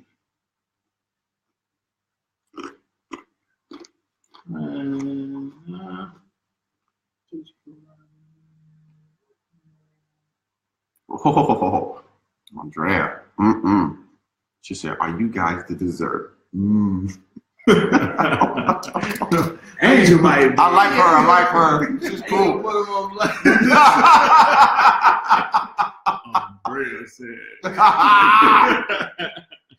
You can't say stuff like that to me. All right, actually, I'm gonna play a song that I really enjoy off of the View of This Moment SoundCloud page. A song entitled "Gonna See You Again," produced by Laugh. Big shout out to AJ Christ Jackson. We're holding it down continuously here for the New Earth. I'll play this song. We got about 2 to 3 minutes on the track, and then we'll get back to you after our break. Once again, before we disappear for a second, I do encourage those of you who have not had your inquiries addressed as of yet, you repost them, because once again, our devices won't allow us to scroll all the way up back to the page, up to the top. And yeah, we'll get to you in just a second. So here was a song, once again, Gonna See You Again, produced by Laugh.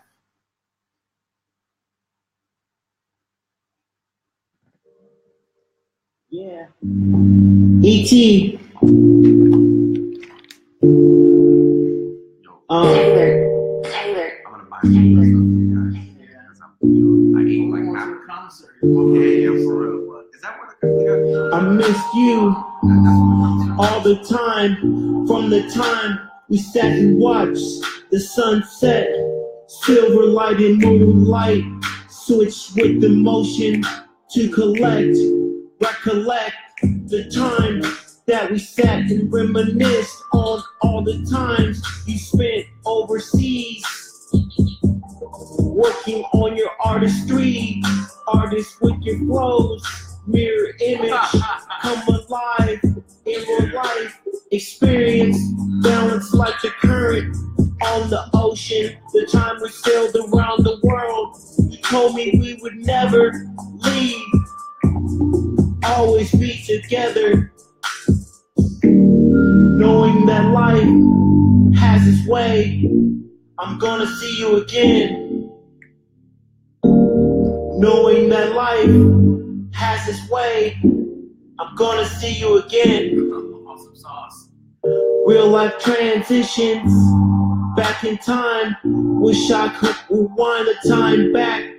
On the sun shining down, sunglasses, wearing surprise of the smile on your face. Resonating with you here, the time that I missed your call.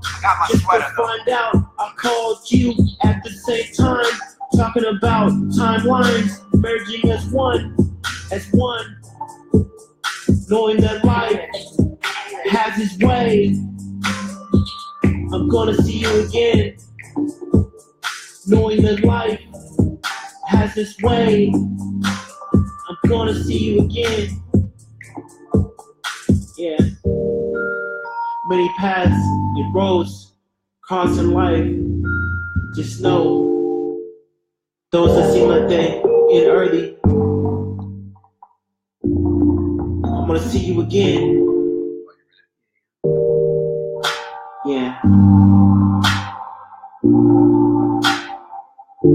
E.T. Live Productions. Always. Yeah.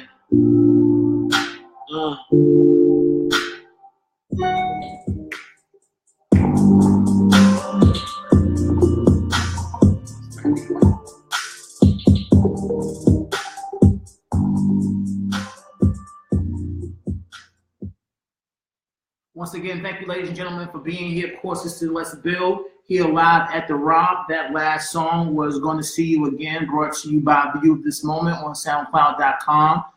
See Price and Daddy is Jackson, of course, another aspect of who I am as your commander, Ashtar, here in the flesh and the physical as ETs on the ground amongst who we are, the 144,000 here for the liberation of humanity. Yes, we do have a couple inquiries. I did see your message, Lauren. No, it's not necessarily about you being a downer. You're just expressing yourself. It's not about you being down. I really appreciate the fact that you're comfortable with expressing yourself here amongst our community, where, of course, we exist beyond any sense of judgment that may take place in the mind identity. All are healing at their own level, and some of us are dealing with things, and not even necessarily, I don't necessarily want to say dealing with, but we're allowing ourselves to heal and working with energies that that require a releasing and dissolving. However, as we are gentle with ourselves, it can happen in a way that can be gentle. And of course, our connection here and the guidance that's being provided can assist us if we're open in allowing a gentle path of release and dissolving of anything that's out of alignment with our true selves based on our own sense of intuitive awareness and presence. So a great ability we do have, a great opportunity we do have to connect here via this platform. You have anything on the feed, bro? Melissa, I'm in a very conservative area. I do not hesitate to interact with all. It's not common for the ladies to be friendly with the guys, etc. Smile or engage in conversations. So I definitely stand out. Absolutely. That's okay. That's awesome. And that environment, of course, and you recognize the nature of your mission in that environment, and being an open-hearted individual that's there to shine that kind of light, and also continue to do so. We thank you so very much for your continuous support and service and all that you're doing here on the New Earth. So thank you for being here. Is there anything else? Where it stops, because you already read this one. So. Yeah. Let's see.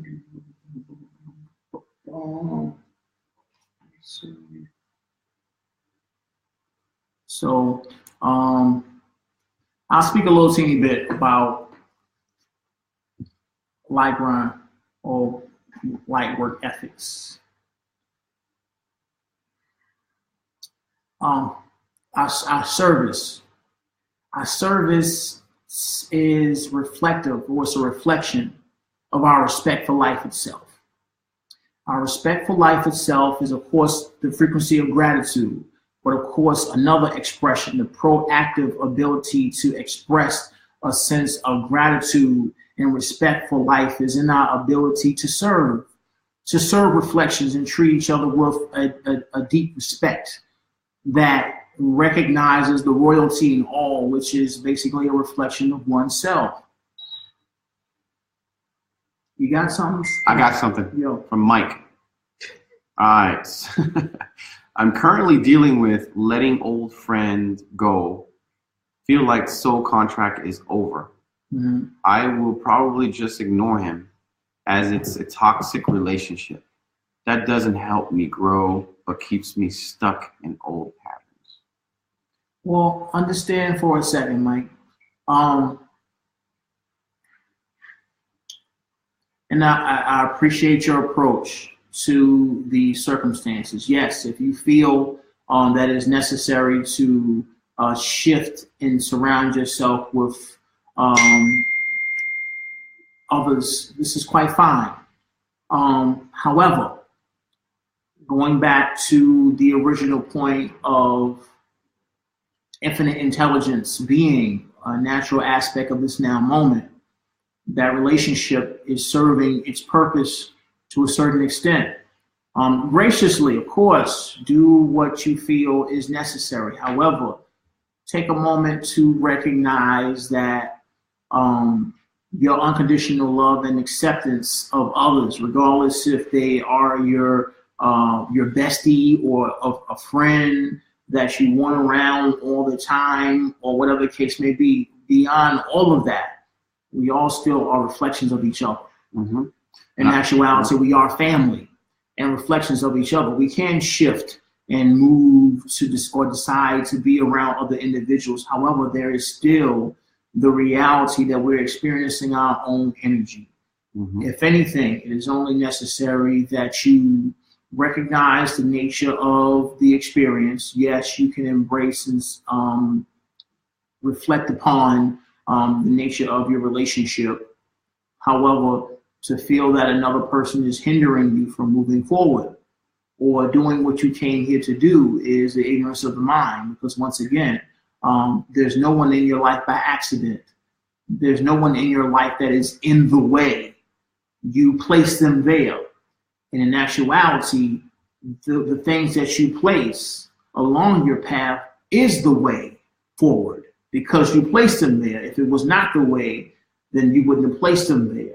It's just the mind doesn't necessarily understand why certain people are within our reality or amongst us. Of course, we have the free will decision to surround ourselves with who we intend to or who we wish to. This is not up for debate. However, it would be helpful for you to not necessarily discard or feel that it's necessary to ignore someone who desires to be in your company. Address them, let them know, hey, I'm kind of doing other things and I intend to place myself in another environment. However, respect the individual, because once again, resistance caters to persistence. You don't want to resist or ignore an aspect of a reality that you created for yourself, because once again, you created these things for yourself as the way forward. And not a way backwards. There's no one in your way or negative people in your life stopping you from doing what you came here to do, because once again, there are no mistakes in life. There are no mistakes in this reality. It's the ego mind and amongst a lot of the propaganda of self-developmental and those newly awakened who intend to guide and assist souls in living lives in more of alignment with the sense of satisfaction. However, a lot of this dogma or propaganda, if you will, involves people saying you need to get away from certain people. You need to surround yourself with people who make more money than you, or surround yourself with people who you want to be like, and this. Once again, your surroundings are perfect. There's nothing wrong with those that you are around. Of course, you can choose to be around certain individuals. This is an aspect of your proactive sense of being. However, to feel that, this is just for an example, if I enjoy being around Angel and my mind intends to analyze Angel for his sense of presence to say, well, Angel's not helping me be more successful or whatever the case may be. He's, you know what I mean? Like this is ignorance. This is ignorance attempting to analyze or comprehend the nature of your divine existence. Or other words, this is logic questioning the divine perfection of infinite intelligence. Or in other words, this is fear questioning love. I love my brother, and we have been in each other's lives for over 10 years almost already. And it's never come to it's never come a time where I felt that I needed to not be around certain individuals because of something my mind or someone else told me. I follow my heart and I enjoy and embrace whoever I enjoy being around. And this is just it. It's an intuitive activity. So once again, great inquiry. Thank you for being here. Thank you for bringing that up. But I felt it is necessary for us to go ahead and get that out and out of the way, because we're dealing with a divine path here that's beyond the mental analysis and superficial attempts to gain things based on relationships and your surroundings. Yep, absolutely. You know what I'm saying? Can I add something? Yeah, go ahead. Relationships, what I like about it is that people come in and out of our lives all the time. And for me, I feel like you can learn from anybody. And they come in, different periods of our lives for a reason. And like he said, we place them there. And I think that where it can go wrong is when we feel like we own that person for that moment. So when you say, I had to let them go, it was hard to let them go, suggest that you own them. And we don't own anybody. We don't have any say over anybody. People come into our lives and we either really resonate with them and maybe for a little while, and then it's time for them to pass on, go, and then you meet maybe someone else. But I think that we as a collective are here to, you know, enjoy each other. You know what I'm saying? We're here to enjoy each other, and sometimes they're not going to stay forever. No, of course not. People are going to make shifts. Yeah. It's quite fine. And we cannot allow ourselves to rely on someone else to make us happy and dependent on them to where you have to let them go. If it's time for them to go, if you really truly love them and you love yourself, then you let them go. Well, they're going to go on their own. They're going to go on their own. You're going to go on your path. And you don't have divine mission. It's It's not necessarily up to us to have to Right. force or reiterate the nature of our intentions. When it's time to go in this direction, then you do that. If another person feels it's another time for them to go in that direction, then it's necessary to do. However, in being present, it's necessary to embrace those before us fully. And when we are here and we're connected, we enjoy the experience, the blessing of a relationship or a connection with another through opening our heart. The gift of any relationship on any level is providing us with the opportunity to feel. And as we feel, we have the opportunity to love more. Absolutely. Which is expanding our love and allowing us to continue to heal where the connections that happen prior to or in the future of the particular moment, it allows us to love more and become more blissful. However, while you're here, it's necessary to love now. Love now, yeah. Don't save it. Don't save it and attempt to not feel while you're in the present, because once again, the gift of life itself is in your ability to feel. And the relationships that you have and the connections that you have, you're there to feel them. Absolutely. While you're with your brother, you love your brother. And it's not necessarily just a relationship thing between a male or a female or male, female, female. It's an aspect of life itself. When we're around each other and within each other's environment and we have the opportunity to connect, life has brought us together. It is through our own design that we are around who we are around. So in respecting our design and the blessing of life itself, we fully engage and embrace those who we are around for who they are unconditionally, beyond the ego's attempts to filter who's good for me and who's bad for me, who should I be around and who should I not be around. This is not the nature of infinite intelligence. This is the mind attempting to tell the heart what to do. And once again, this is operating from a sense of ignorance. The heart has created all of this, everything and everybody that you connect with. They're supposed to be there. Period. And like Osho said, you're just saying, he said, if you love a flower, you let it be, because once you pick it to own it, it'll eventually die. So like, I think that there's a sense of freedom when we talk about relationship, a sense of I don't know, openness, you know. And that is another thing with love. Yeah, over here, bro. Can you go ahead and get on? What else we got, bro? I'll skip. Well, it's all common. It's just comments. What else? What comments we got?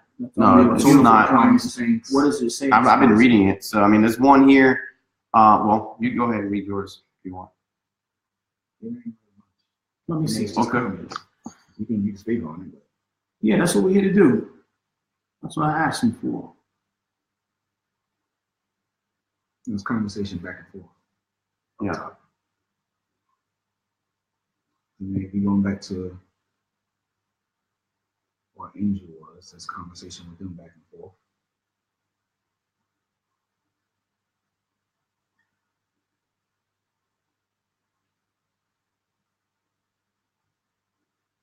So loving someone until you let them go. Yeah, of course. I mean, at the end of the day, it's loving a person is in existing beyond attachment. This is what this means. When you exist beyond attachment and you love yourself, you actually allow another person to coexist with you without the sense of attachment. It's about self-love that allows you to love. It's not necessarily about the process of letting another person go. It is in your ability to love yourself where people can come and go. However, the love you have for yourself remains. It's eternal.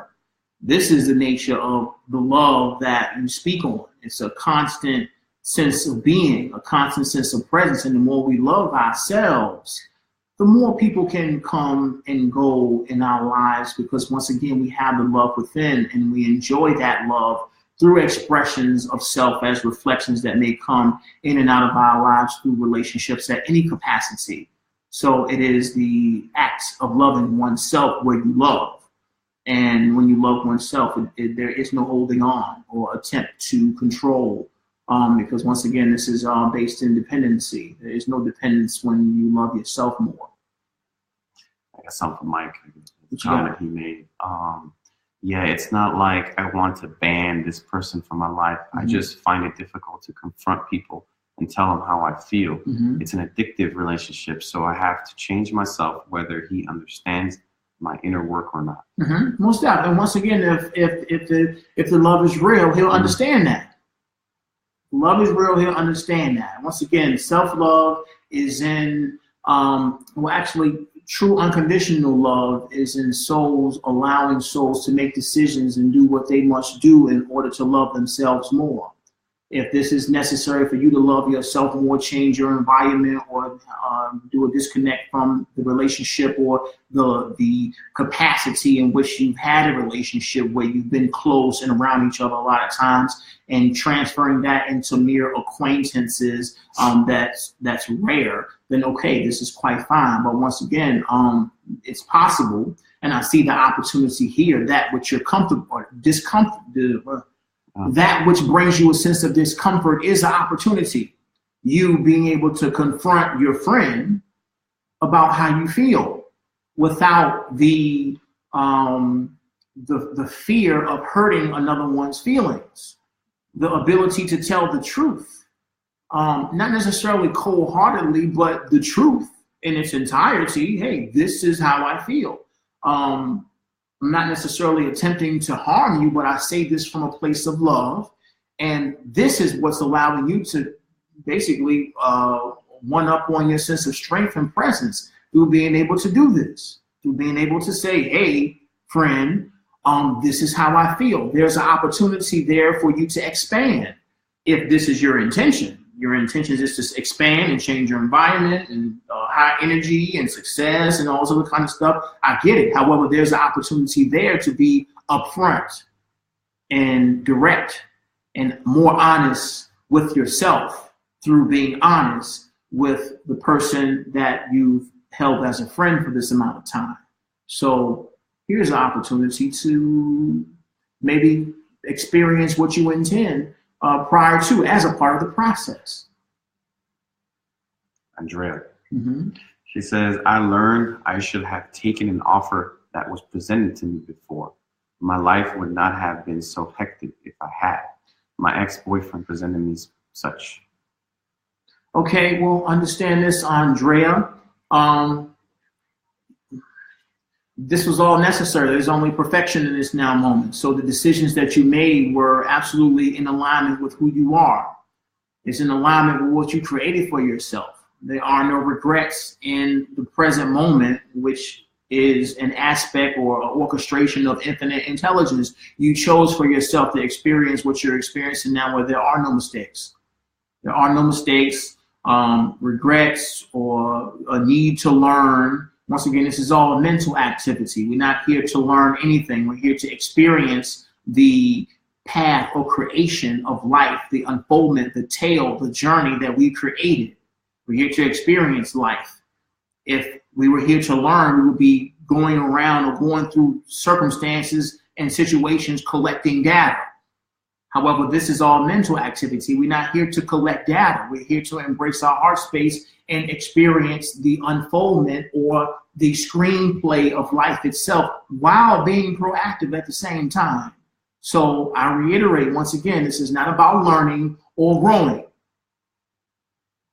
Life is about experience, presence, and being grateful for that which you created. Because once again, it's all, everything that you're experiencing is that which you created. Everything that you intend is already there. In actuality, that which you truly want to experience is beyond anything you could ever imagine. It's already programmed within your experience, and you could never, ever in a million years think or positively think what you created for yourself into existence.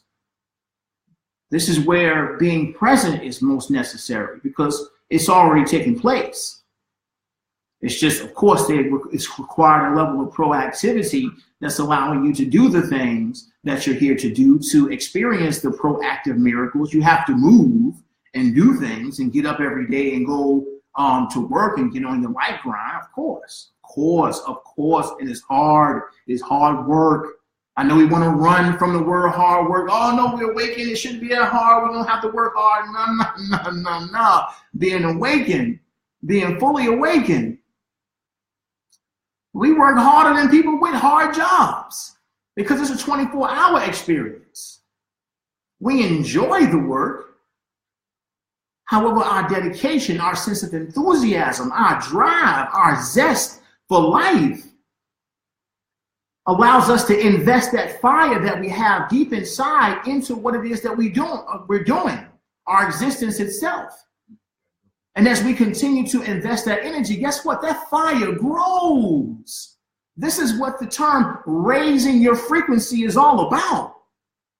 In the darkness, you're here to shine brighter and brighter and brighter. However, that fire has to be there. And as you cultivate that fire is going to expand. And this way you're going to outshine all darkness that ever comes into your experience. However, that requires your energy first. What you got, Tim? Hoover. You want to read that one? Yeah. When someone that I love keep pushing me out of his life because I don't stand in his conditions, I am not the mom that he wants me to be or the way that he wants to be loved. Isn't it that I place him there in my life field, exactly as he is acting, or the way that he behaves is his choice? No, it's both. Yeah. It's both. You're not learning. It's both, of course. It's both. However, once again, you have the free will decision to choose. Are you willing to stay or go? And in actuality, this is an aspect of your path. This is an aspect of your expansion to be able to make those decisions, to love yourself enough to make the decisions that are best for you. And not necessarily the best for the situation or the relationship or whatever the case may be, attempting to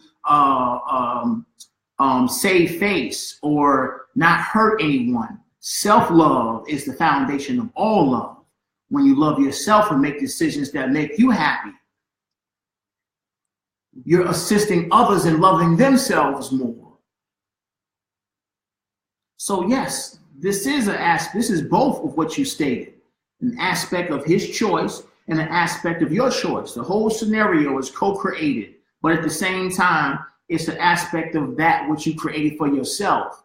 And now comes the time to be proactive where, as I speak of hard work itself, as I speak of inner work, when we speak of hard work, when I say this is the hardest work in the world, that means sometimes we're going to have to make decisions that can be emotionally damaging for those around us. And people will make decisions that are emotionally damaging for us. It's going to hurt sometimes. That's why it's hard.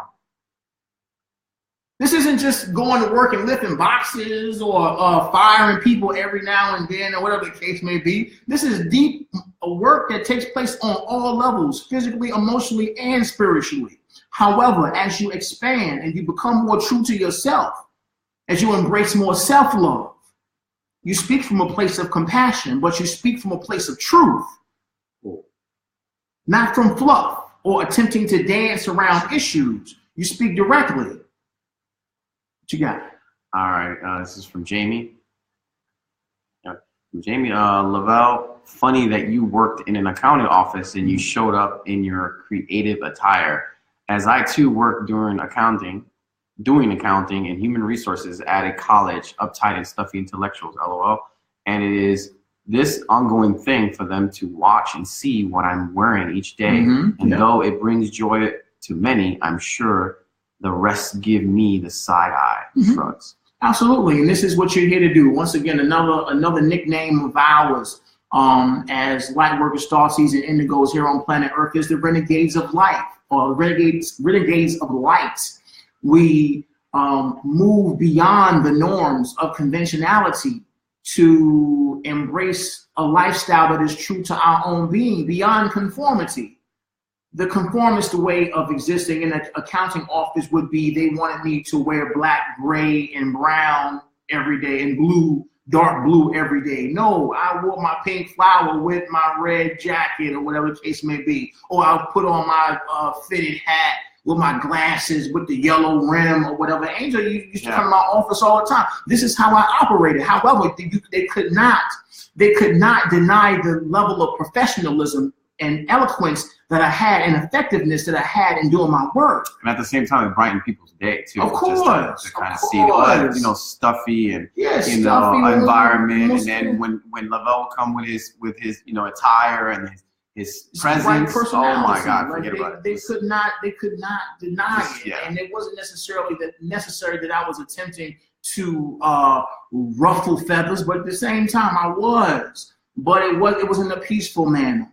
This is what we're here to do.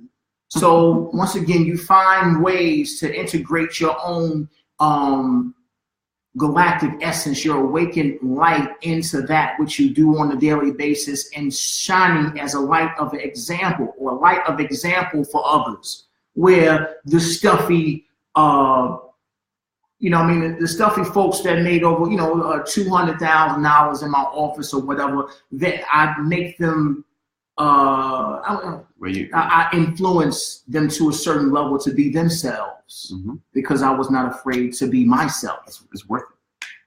And this is where we lead the way as starseeds and light workers and leaders of the new earth, through being ourselves and allowing and assisting others with feeling comfortable with being themselves. This is what we're here to do. So it usually doesn't seem like work, right? Well, that's what I'm saying. Because you be yourself, you know what I'm saying? In the ego mind, you're like, oh, I got to deal with this, and they judging me, and then you feel like you're carrying a bunch of weight, and so on and so forth. But at the end of the day, when you truly ground and love yourself more, you come to a place of not even necessarily giving it any energy, because you know where they are, and you know where you are, and you know what you came here to do. But you don't allow it to bother you. But this is where you shine the light brighter versus running away from it. I could be like, oh, I don't want to be here. I don't want to be around all these negative people and this, and trying to label them and judge them and all that, and run away as if I'm supposed to be, this pompous, higher intelligence, spiritually evolved person attempting to get away from the lower people, when at the end of the day, this is all judgmental fluff anyway, and a reflection of my own sense of unconditional love and presence. This is not the truth. You exist, you coexist around your brothers and sisters and reflections of self, and you do you. However, we work hard. We work hard, like all day. This is what this is about. What you got, bro? Okay, so just some comments. Andrea says, conforming is boring. We are colorful beings born to sing our song. From Zena, reflection is an inner vibrance and radiance. Liliana, she says, exactly. And then from Mike, I am naturally compassionate, caring, professional, friendly, present, and a good listener. These are the qualities I bring into the workplace. Booyah. Absolutely, yes. Love, most definitely. Hey, Cat. Cat in the house. Hello, hello. Hello, hello. We got flowers. I love you, Lavelle Zimmerman. Love you too. All right. Let's see what this says. Okay, that's really it so far. All right. So, that's it. We're on 2 hours. I'll give my small synopsis of our discussion for today. One more. No, go ahead. Okay, so Zena says, when I used to work for the government, I would wear short skirts, animal prints, 6-inch wedge heels, flowers in my hair, and colorful makeup. With the zebra print? Yeah. That's what I'm talking about. I heard that story. Love, Zena. Absolutely. You shine an amazing light here on the planet, and we thank you for doing that. That's really it. Work ethic. And I'll try my best to make this short. I don't know if I'm going to do it, though, but I will give it a shot. discipline.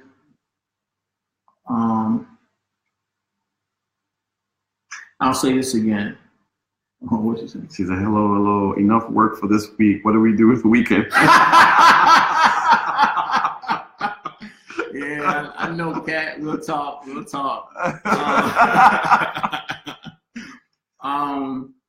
So she missed our talk earlier. Yeah. So she chimed in. Look,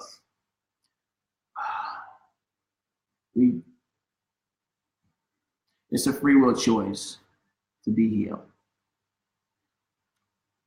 Every day that you're here on planet Earth, every breath is a blessing. We're here to serve. And in this now moment, life is asking us to do what we came here to do. 13,000 years of enslavement, humanity. 13,000 years of enslavement. Some of you are here for this now moment. Some of you are here just to be here to do what you came here to do in this now moment. Asking, what should I do now? What should I do next? And so on and so forth. This is not helpful. You're here for someone to have to tell you what to do. It's not necessary. You're awakened. You recognize who you are as God. God doesn't need someone to tell him what to do. No, not a micromanager or a supervisor to tell him or her what is necessary to do next. You follow your own intuitive guidance internally. Once again, every day that I get up, I work. I work harder for myself than I've ever worked in my life, working for someone else for their intentions or within any structure, governmental structure, organizational structure, private business or entrepreneurial business. I work for myself, and the drive that I have in working for myself is extremely paramount and absolutely amazing because I know the outcome. The outcome is my own liberation, the liberation of my family and friends and all life here on the planet, and furthermore, all life throughout the multiverse and who I am as God. This is what I work for. And there is no greater motivation than this, the liberation of life itself through who I am as God.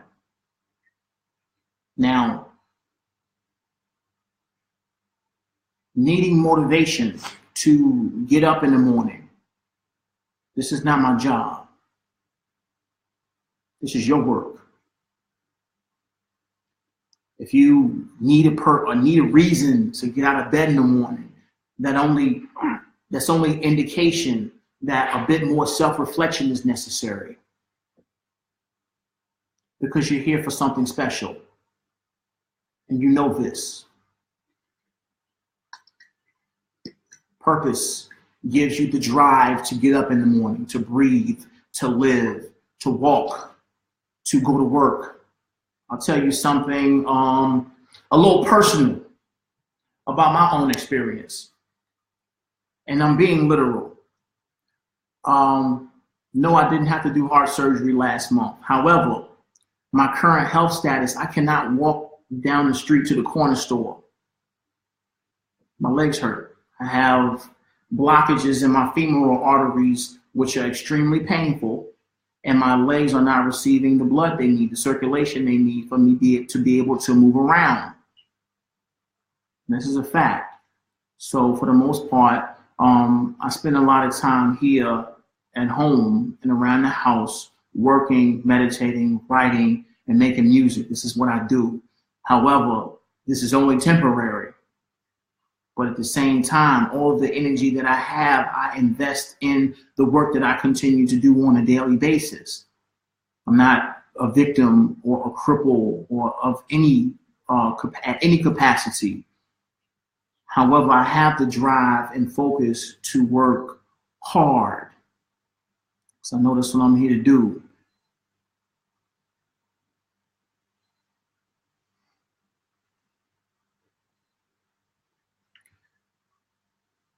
The dark doesn't take breaks.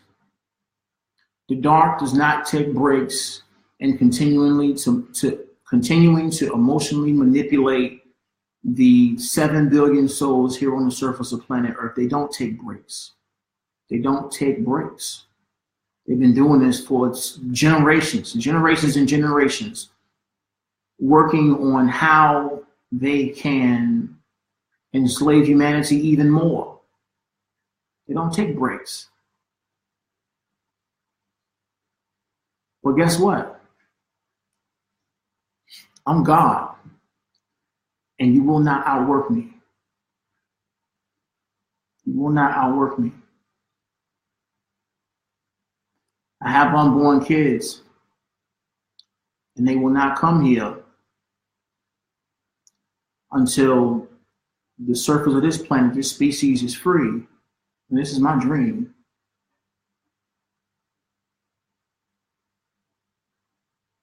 So, what is your why?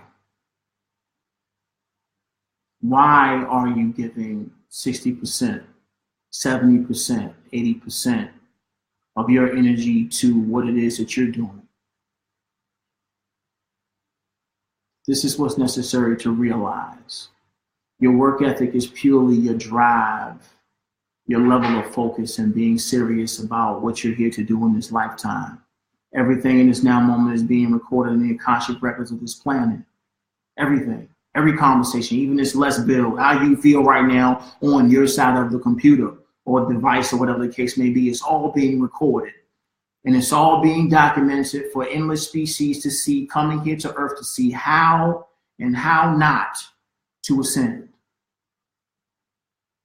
So, the choice is yours, ladies and gentlemen. Once again, thank you for being here. Thank you for intending to shine your light in this dimension. Thank you for continuing to expand. Thank you for continuing to do the hardest work here on planet Earth, which is self-realization, healing. We love you dearly, who we are of the angelic realms, of the Galactic Council, of the Galactic Federation of Light, and who we are as universal brothers and sisters. Big up to AAA. Big up. Love, love, love. Much love. Big up to the God Amun, probably in the kitchen cooking some food. Yeah, he's making some love. Hopefully. I was gonna say. All right. Pause. Sorry about that. I take that back. All right. Hey, yo, team, you said you're in there making love. I think I messed up by saying that. That came out wrong. Yeah. I said, cooking. He's like, he's making some love. oh. Yeah, bro. I am hungry though. Oh man, almond ramen. Almond ramen. That's a hard name. What is this? Is this commercial or what? We doing commercial? Almond ramen. Come to the rise, you get the best. You get some almond ramen. You get some almond ramen. I won't get it. You guys will. Y'all probably gonna eat it. Anyway, thank you once again to the God Amun Ra for continuing to provide support and who we are, universal brothers and sisters. We thank you. We love you always for being here. And who I am as your commander, Ashtar. We love you. Thank you so very much. Jennifer said, Amon is love.